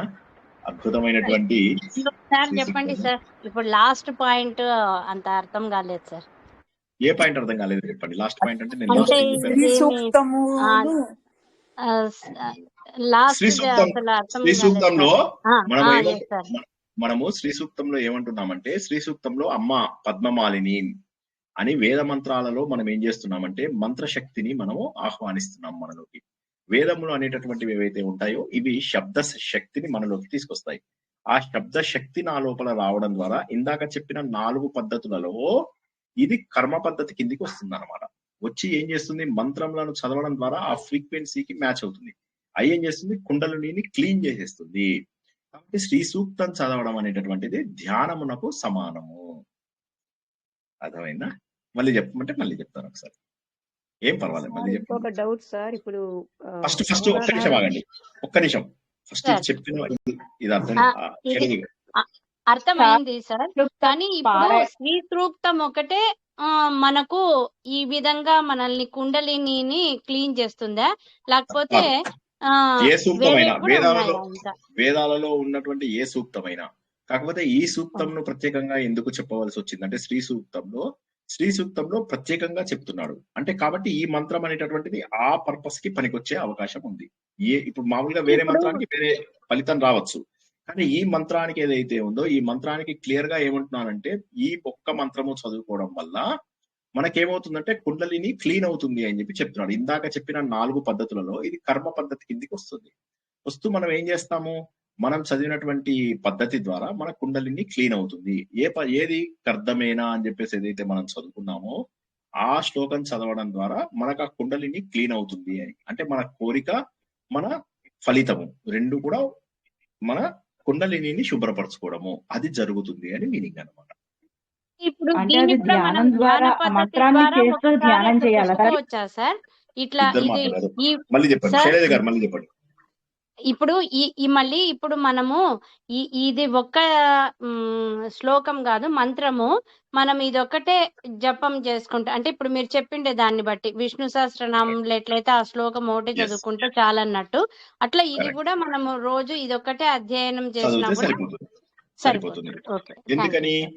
ఎందుకని మనము మొదట్లో ఉపోద్ఘాతం చెప్పుకున్నప్పుడు ఏమనుకున్నామంటే 15 మంత్రములు 15 బీజ అక్షరములు అని చెప్పేసి తెలుసుకున్నాం, అవునా? 15 మంత్రములు 15 బీజ అక్షరములు అని అనుకున్నాం. సో ఈ 15 మంత్రములు చదవడం ఉన్నతం. ఎందుకోసం అంటే ఇవన్నీ ఒక కాయ హేల ఇవన్నీ మనం ఏవైతే అందులోపల తెలుసుకున్నామో ఏవి మన పంచదశిలో, ఆ పంచదశిలో ఉన్నవన్నీ కూడా ఒక పద్ధతి ప్రకారం ఒక క్రమ పద్ధతిలో వస్తాయి. అయితే ఈ శ్లోకం యొక్క అర్థం అదే అయినప్పటికీ వీలైనంత వరకు 15 మంత్రాలు చదువుకోవడమే మంచిది. 16వది చదవకపోయినా పర్వాలేదు, 15 మంత్రములు మాత్రం తప్పకుండా చదివితే మంచిది. ఎందుకంటే ఈ 15 మంత్రములు పంచదశి మంత్రానికి సమానం. పంచదశి అనేది ఏదైతే మనము తీసుకుంటామో గురువు గారి దగ్గర, ఆ పంచదశి మంత్రానికి ఈ 15 మంత్రాలు సమానము. కాబట్టి వీలైనంత వరకు ఈ 15ని సీక్వెన్స్ గా చదివితేనే మంచిది. Thank you sir. జై అంటే శ్రీకృష్ణ. ఒక్క మంత్రం ధ్యానంతో చేసుకుంటాం కూడా మన చక్రాస్ యాక్టివేట్ చేసుకోవచ్చు. కాకపోతే ఇక్కడ ఏంటంటే మనకు పంచదశి అనేటటువంటిది ఒక బీజాక్షరం కాదు కదా, 15 బీజాక్షరం. అవును సార్. ఒక సీక్వెన్స్ గా చదివితే మంచిది. ఇంకా ఏ ప్రశ్న అయినా అడగండి, ఇప్పుడు ఏది సిగ్గుపడకుండా ఒక్కొక్క సూక్తాల్లో ఇంత అద్భుతాలు ఉన్నాయా సార్? అసలు వింటుంటే చాలా ఆశ్చర్యంగా ఉంది. అండ్ చూడండి, ఇప్పుడు ఇందులో ఉన్నటువంటివి ఇప్పుడు మనం తెలుసుకుంటున్నటువంటివి నేను మల్టిపుల్ ప్లేసెస్ లోపల రీసెర్చ్ చేసినవన్నీ కూడా కలిపి చెప్తున్నాను. ఓకే, కాబట్టి ఇప్పుడు మీకు ఈ విషయాలు మీకు ఇక వేరే చోట దొరికే అవకాశం లేదు. అమ్మవారు మనల్ని అనుగ్రహిస్తుంది, ఇవి ఇలా ఉండవు మనకు అది ఆ మీనింగ్ ఎలాగో చెప్తాను. దానితో పాటుగా అనేక రకాల మీనింగ్స్ వచ్చేలాగా కరెక్ట్ మీనింగ్ కనుక్కుని మరి తెలియజేస్తున్నాను. కాబట్టి నాకు సమయం పడుతుందని గుర్తుంచుకోండి. కాబట్టి నా సమయాన్ని గౌరవించాలి అంటే ఏం చేయాలి, మీరు సాధన చేయాలి. మీరంటే మీరు కాదు, అందరూ. నమస్కారం అండి. ఒక చిన్న డౌట్. ఇప్పుడు ఈ శ్రీ సూక్తం తోటి అధ్యాయామి ఆవాహయామి అవన్నీ మిక్స్ చేసి చదువుతారు కదండి, అసలు అది అదే ప్రొసీజర్ లో చదవాలా, లేకపోతే మొత్తం శ్రీ సూక్తం అంతా కూడా ఒకసారి మనం చదువుకుంటే ఇది పర్వాలేదా? దానికి దీనికి ఎలా కనెక్టివ్? శ్రీ సూక్తంని పురుష సూక్తంతో కలిపి చదవాల్సిన అవసరం లేదు. అది ఒక పద్ధతి వచ్చింది మనకు కొన్ని రోజులుగా. శ్రీ సూక్తము పురుష సూక్తము కలిసి చదివేటటువంటిది శ్రీనివాస విద్య అని వచ్చింది ఒక పద్ధతి. అయినప్పటికీ కూడా శ్రీ సూక్తంని ప్రత్యేకంగా చదువుకునే వాళ్ళు ఉన్నారు. హడావిడిగా కాకుండా మెల్లగా చదువుతూ ప్రతి పదాన్ని విడదీస్తూ సరైనటువంటి ఉచ్చారణ గురువు దగ్గర నేర్చుకుని చేస్తే చక్కటి ఫలితం ఉంటుంది మనకు.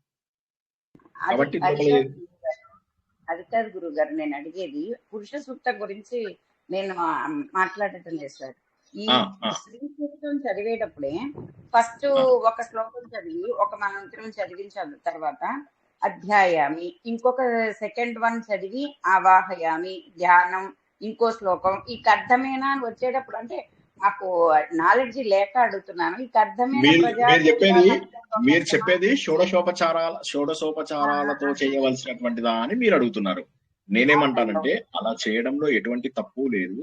అయితే మీరు పూజ రూపంలో అలా చేయవచ్చు, తప్పకుండా అలా చేయవచ్చు, షోడశోపచారాల లోపల చేయవచ్చు. కానీ మనకి ఇక్కడ ప్రత్యేకంగా ఏంటంటే ఈ మధ్య మధ్యలో కూడా మనకు ఆవాహయామిలు వస్తాయి.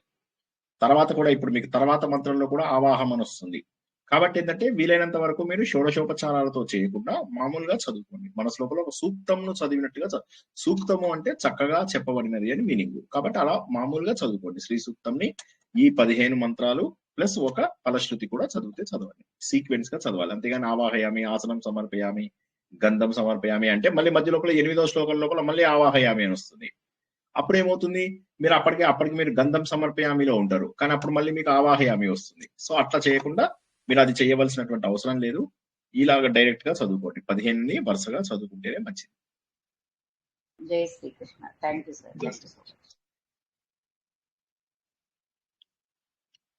అర్థమైందా? ఏది అర్థం కాకపోయినా అడగండి, ఎందుకంటే మళ్ళీ మళ్ళీ మనం వెనక్కి రాము కదా, అందులో టైం. ఇప్పుడు మళ్ళీ మనం కొత్త టాపిక్స్ ఇప్పుడు షట్చక్రాల్లో ఈ అది ఏమంటారు, ఈ బ్రీతింగ్ అంటే మూలాధారం నుంచి స్వాదిష్టానికి వెళ్లకుండా మణిపూరకానికి చెప్పారు కదా మీరు. తప్పు చెప్పాను. చెప్పేటప్పుడు తప్పు చెప్పాను. లైన్ గానే వస్తుందా సార్ అది? కరెక్ట్, లైన్ గానే వస్తుంది. నేను అందుకే మళ్ళీ కరెక్ట్ చేసుకున్నాను. అయితే మీరు ఆ తప్పు గుర్తుంచుకున్నాను. నాకు తెలుసు అట్లా అడుగుతారని కరెక్ట్ చేసుకున్నాను. కరెక్ట్. ఒకవేళ అలా జంప్ చేసి పెడుతుందేమో. లేదు, జంప్ చేయకూడదు. అయినా నేను చెప్పిన పద్ధతి కూడా అది కాదు. వాళ్ళు ఇంకా డీటెయిల్ గా చెప్తారు. వాళ్ళు ఒక్కొక్క చోట ఏది ఊహించుకోవాలి, ఎలా ఊహించుకోవాలి, అవన్నీ కూడా వాళ్ళు చాలా డీటెయిల్ గా చెప్తారు.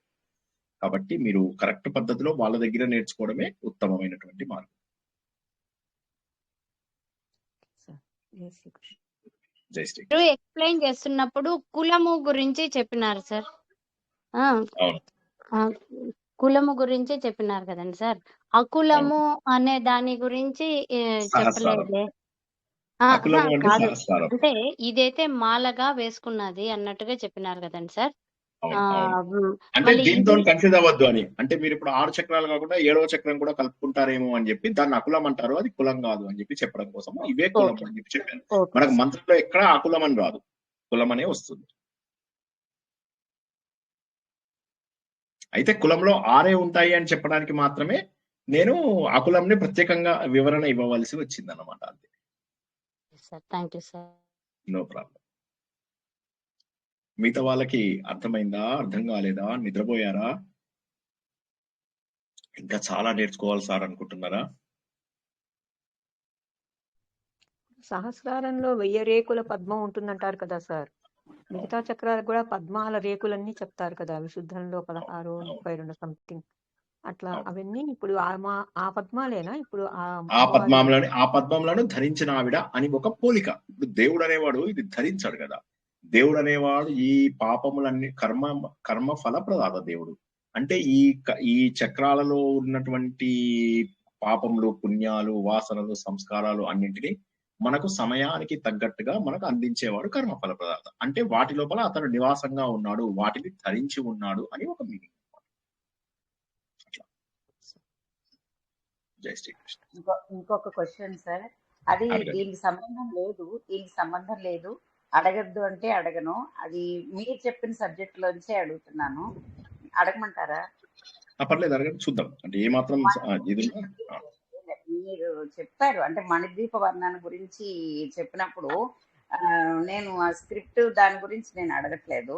మన 11వ అధ్యాయంలో వచ్చేటప్పుడు శ్రీదుర్ఘోష తథా లక్ష్మీ శృతిశ్చైవ స్మృతి ధృతి శ్రద్ధ మేధా మతి కాంతిరార్య షోడశ శక్తయ, ఇలా ఒక స్టాంజా ఉంది సార్. ఇదిలో శ్రీదుర్ఘోష తథా లక్ష్మి అండి, అదేమైనా సంధి విడదీసి అక్కడ అలక్ష్మి అని వస్తుందా? అంటే ఆ అర్థం తెలియకుండా, అంటే అక్కడ సంధి విచ్ఛేదన తెలియలేదు. అర్థం తెలియకుండా మనకు చదవకూడదు. కాబట్టి నాకు ఒకసారి పంపించండి, నేను చూసి చెప్తాను. అది ఇట్లా నోటికి చెప్పడం కంటే కూడా ఆ శ్లోకం చూసి నేను విడదీయాల్సి వస్తే లక్ష్మి అనేది అలక్ష్మి అనేది వేరువేరుగా అయిందంటే రిస్క్. కాబట్టి మనం ఖచ్చితంగా చూసి చెప్తేనే బెటర్. నాకు ఒకసారి పంపించండి, ఎందుకంటే నాకు మణిద్వీపం మొత్తం నాకు నోటికి రాదు అది మొత్తము. ప్రతి శ్లోకం 288 శ్లోకాలు నాకు నోటికి రావు. కాబట్టి మీరు పంపిస్తే నేను చూసి అది విడదీయాలేమో చెప్తాను. సరేనా? నేను పంపిస్తాను సార్. Thank you.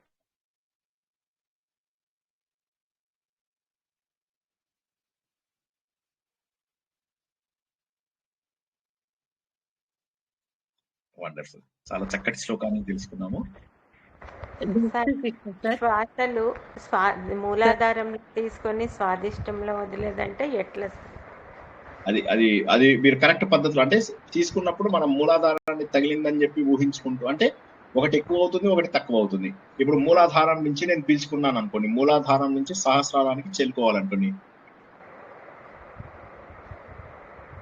ఇంత టైం పట్టింది, అవునా?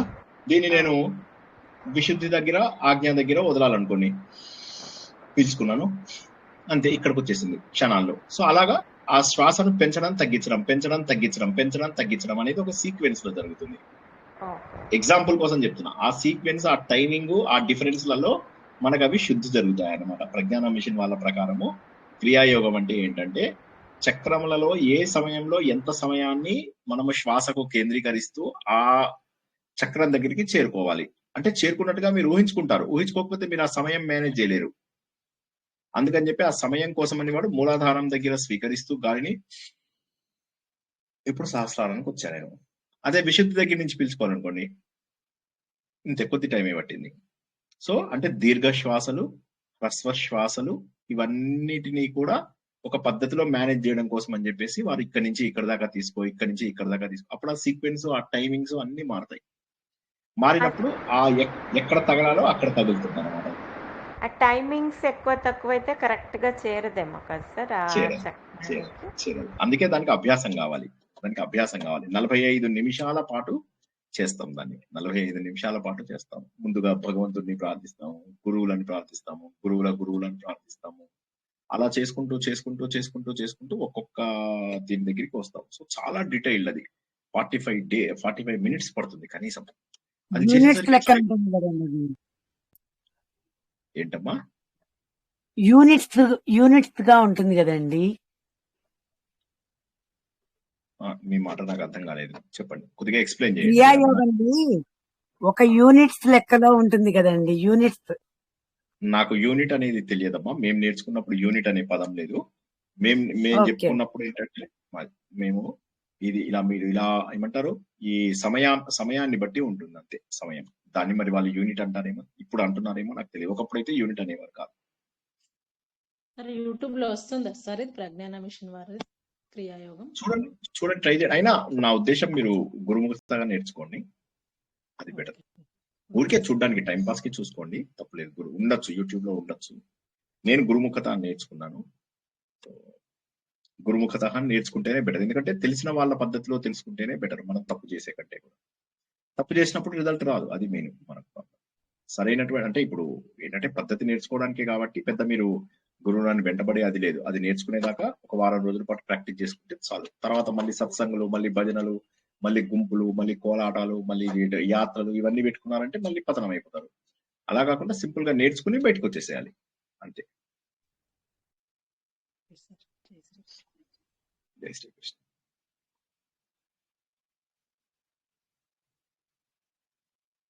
సార్ ఇది భూత శుద్ధి క్రియ అని అంటారా? అదే ఇది కూడా అదే ఏంటంటారా? అది కూడా చక్రాల పైననే మా యోగా దీంట్లో నేర్పిస్తారు. సేమ్ మీరు చెప్పినట్టుగానే అన్ని మూలాధారం నుంచే అంటే అయితే క్రియ కూడా ఉంటుంది దానికి. అదేంటి కరతలకర్, అదేంటి అస్త్రాయ ఫట్, శిఖాయ వషట్, సహస్ర. కాదు అంగన్యాస కరన్యాసాలు మీరు చెప్తున్నది అదే కదా. ఇప్పుడు కవచాయ హుం అదే కదా మీరు చెప్తున్నది. కవచాయహం మీరు చెప్పినటువంటిది కాదు, వేరేగా ఉంటుంది. ఆ ఎగ్జాంపుల్ చెప్తున్నా నేను. ముద్రలు మారుతాయి కానీ పద్ధతి అదే. స్వాహ, వశటు, నమః ఇవన్నీ ఉంటాయి అన్నమాట. అవన్నీ ఒకే. అవి మీరు చెప్తున్నది అంగన్యాస కరన్యాసాలతో సంబంధించినది. హృదయానికి, శిరస్సుకి, శిఖకు ఇవన్నీ చేసేదానికి వాటిది అవి అంగన్యాస కరన్యాసాలు. అవి అంగన్యాసం. మీరు చెప్తున్నటువంటిది అంగన్యాసం. ఓకే, అంటే ఫర్ అగైన్ మీరేమో చక్రాస్ తజ్జనీభ్యాం నమః ఇవన్నీ మీరు చెప్పుకుంటూ అవి వెళ్ళారనుకోండి. మాకు లేవు సార్, అవి లేదు అవి యాక్చువల్లీ. కరణ్ అంటే మాకు యోగాలో నేర్పిస్తారు కాబట్టి మీరు చూపించిన ఇది కాకుండా ఇవి లేకుండా వేరే వేరే రకమైన క్రియ పద్ధతులు చెప్తారు. ఉంది వేరే ఓకే పద్ధతిలో. బట్ చక్రాస్ పైన కాన్సన్ట్రేషన్ అన్నమాట, along okay with breathing. Yoga పద్ధతి కాబట్టి 45 మినిట్స్ మీరు చెప్పినట్టుగా మేము 45 మినిట్స్ చేపిస్తాము. Each wonderful. చక్ర పైన అండ్ ఓకే. మూలాధార, స్వాదిష్టాన, సేమ్ మణిపూర, అనాహత, విశుద్ధి, ఆజ్ఞ అంటే అండ్ మీరు మీరు సహస్రాకి శిరసే స్వాహ మీరు చేస్తాం. ఓం రం యం హం వం అని ఏమన్నా ఆ, చదువుతూ చేస్తారా? అది కూడా చేపిస్తాం సార్, ఆ అది కూడా ఉంది. అది వేరు. అది అదేంటంటే మీరు చక్రశుద్ధి కోసం చేసేటటువంటివి. అది క్రియాయోగం కాదు. అది ఓకే, చక్రశుద్ధి కోసం అని చెప్పి ప్రతి చోట చక్రశుద్ధి. కూడా మీరు ఒక ముద్ర చేసుకుంటూ ఆ ముద్ర నుంచి ఆ ముద్ర ఒక ఒక ఒక బీజాక్షరము, ఒక ముద్ర, ఒక శ్వాస, ఈ మూడు పద్మాలు కలిపి అలా ఎన్ని మెల్లగా పై వరకు వెళ్తారు. అది మీరు చక్రశుద్ధి అంటారు అనమాట. అంటే ఈ కలర్ 6 కూడా చక్ర చెప్తారా సార్? అందులో కలర్ కూడా పద్మ చెప్తారా? రేఖలు ఉంటాయి. కలర్ పద్మానికి కలర్ కూడా ఎన్ని ఊహించుకోమంటారు. కలర్ కలర్ కూడా కూడా ఉంది. ఊహించుకోమంటారు. అవును, కలర్ కూడా ఊహించుకోమంటారు. మూలాధారం షేప్ రెడ్, కూడా ఆరెంజ్, ఊహించుకోమంటారు. ఆరెంజ్, ఎల్లో, గ్రీన్, బ్లూ ఇవన్నీ కూడా కరెక్ట్ ఉంటాయి. ప్లస్ కరెక్ట్ పద్మాలు ఎన్నెన్ని రేఖలు ఉన్నాయి దానికి రేఖలు. అనేది 16 ఎస్. దళ ఇవన్నీ అని మనం చెప్పేసి. శ్రీచక్ర మనం ఇవన్నీ కూడా లలిత సహస్రనామంలో నేర్చుకున్నాం. బహుశా మీరు జ్ఞాపకం ఉండదు. ఇవన్నీ మనం లలిత సహస్రనామంలో రజనీ మేడం మొత్తం నోట్స్ కూడా పంపించారు. ఒక్కొక్క దానికి ఏ రంగు మణి మేడం కూడా పంపించారు. ఏ ఓకే, చక్రానికి ఏ రంగు, ఏ చక్ర, ఏ పద్మము అవన్నీ కూడా ఎన్ని పంపించారు. అదే ఏ ఎన్ని ఏ దళాలు, ఓం బీజాక్ష ఏ హయర్ అవలి బీజాక్షరము అనేసి బీజాక్షరం. ఏ గుర్తుపెట్టుకున్నాం అవును, సార్. ఏ ఓం బీజాక్షరము తర్వాత ఓం రం ఓం హం హం యం రం హయర్ వం లం. అవలి హయ్యర్ హయర్ అవ్వండి, హయ్యర్ అవ్వండి. And breathing number of breaths అనేది కౌంట్ ఉంటుంది మాకు, దాన్ని ఇది చేస్తాం అనమాట. అది క్రియాయోగం కాదు, అది చక్రశుద్ధి అని చెప్పేసి స్టార్ట్ చక్రశుద్ధి. చేశారు. చాలా చోట్ల అవును, ఉంటుంది. బట్ అది ఇప్పుడు నేను చెప్పినటువంటి క్రియాయోగం కాదు. భగవంతుడు ఇచ్చిన క్రియాయోగము అది డిఫరెంట్. బట్ ఎస్, మీరు చెప్పింది కూడా చాలా మంది పాటిస్తూ ఉంటారు. మనం కూడా ఒకసారి వీలైతే నేర్చుకుందాం. మన గ్రూప్ లో తప్పకుండా నేర్పిస్తాం. ఓకే, జై శ్రీకృష్ణ. Okay, wonderful. ఇవాళ ఏమిటి? బుధవారం. సో రేపు మళ్ళీ మనకు చక్కటి భగవద్గీతలో కూడా మళ్ళీ మనము ఈ అధ్యాయము కంప్లీట్ చేసుకోవడానికి ప్రయత్నం చేద్దాం. 16వ అధ్యాయము కంప్లీట్ చేసుకోవడానికి ప్రయత్నం చేద్దాము. 16, 17, 18 అధ్యాయాలు ప్రాక్టీస్ అన్నమాట. అంతవరకు 15 అధ్యాయాలు ఏవైతే ఉన్నాయో అది థీరీ. 16, 17, 18 అధ్యాయాలు ప్రాక్టీస్. కాబట్టి అందరూ కూడా ఏమి చెయ్యాలి, ఏమి చెయ్యకూడదు, జీవితంలో ఎలా ఉండాలి, ఎలా ఉండకూడదు, అవన్నీ నేర్చుకోవడానికి 16, 17, 18 అవి చేస్తే చాలు. అసలు ఈ 15 అధ్యాయాలు నేర్చుకోకపోయినా కేవలం 16, 17, 18 అధ్యాయాల ద్వారా జీవితాన్ని మార్చుకోవాలి. అయితే ఇవన్నీ ఎవరికి? జీవితం మారాలి అనుకునే వాళ్ళకి. మారద్దు అనుకునే వాళ్ళకి అది వేరు. వాళ్ళ పద్ధతి, వాళ్ళ ఇవి అన్ని డిఫరెంట్ గా ఉంటాయి. ఎనీవే, అందరూ కూడా ఆలోచన ద్వారా ఈ భగవంతుని చేరుకుంటారని, ఈ రోజు తెలుసుకున్నటువంటి శ్రీ సూక్త ప్రవచనాన్ని వీలైనన్ని సార్లు వింటేనే అందులో ఉన్న తత్వం అర్థమవుతున్నది అని తెలిసినది ఒకటే శ్లోకం, తెలుసుకున్నది ఒకటే శ్లోకం అయినప్పటికీ కూడాను చాలా వివరంగా తెలుసుకున్నామని, అందులో ఉన్నటువంటి తత్వాన్ని అందరూ కూడా గుర్తిస్తారని, దానికి తగ్గటువంటి అనుష్ఠానాన్ని అందరూ కూడా అలవర్చుకుంటారని ఆశిస్తూ ఈరోజు ప్రవచనాన్ని ఇక్కడికి ముగించుకుందాం. పునర్దర్శనం రేపు రాత్రి 9 గంటలకు శ్రీమద్ భగవద్గీత 16వ అధ్యాయం యొక్క తరువాతి వివరణ. అంతవరకు అందరికీ శుభరాత్రి, శుభం భూయాత్. జై శ్రీకృష్ణ. జై శ్రీకృష్ణ. జై జై శ్రీ శ్రీకృష్ణ సార్.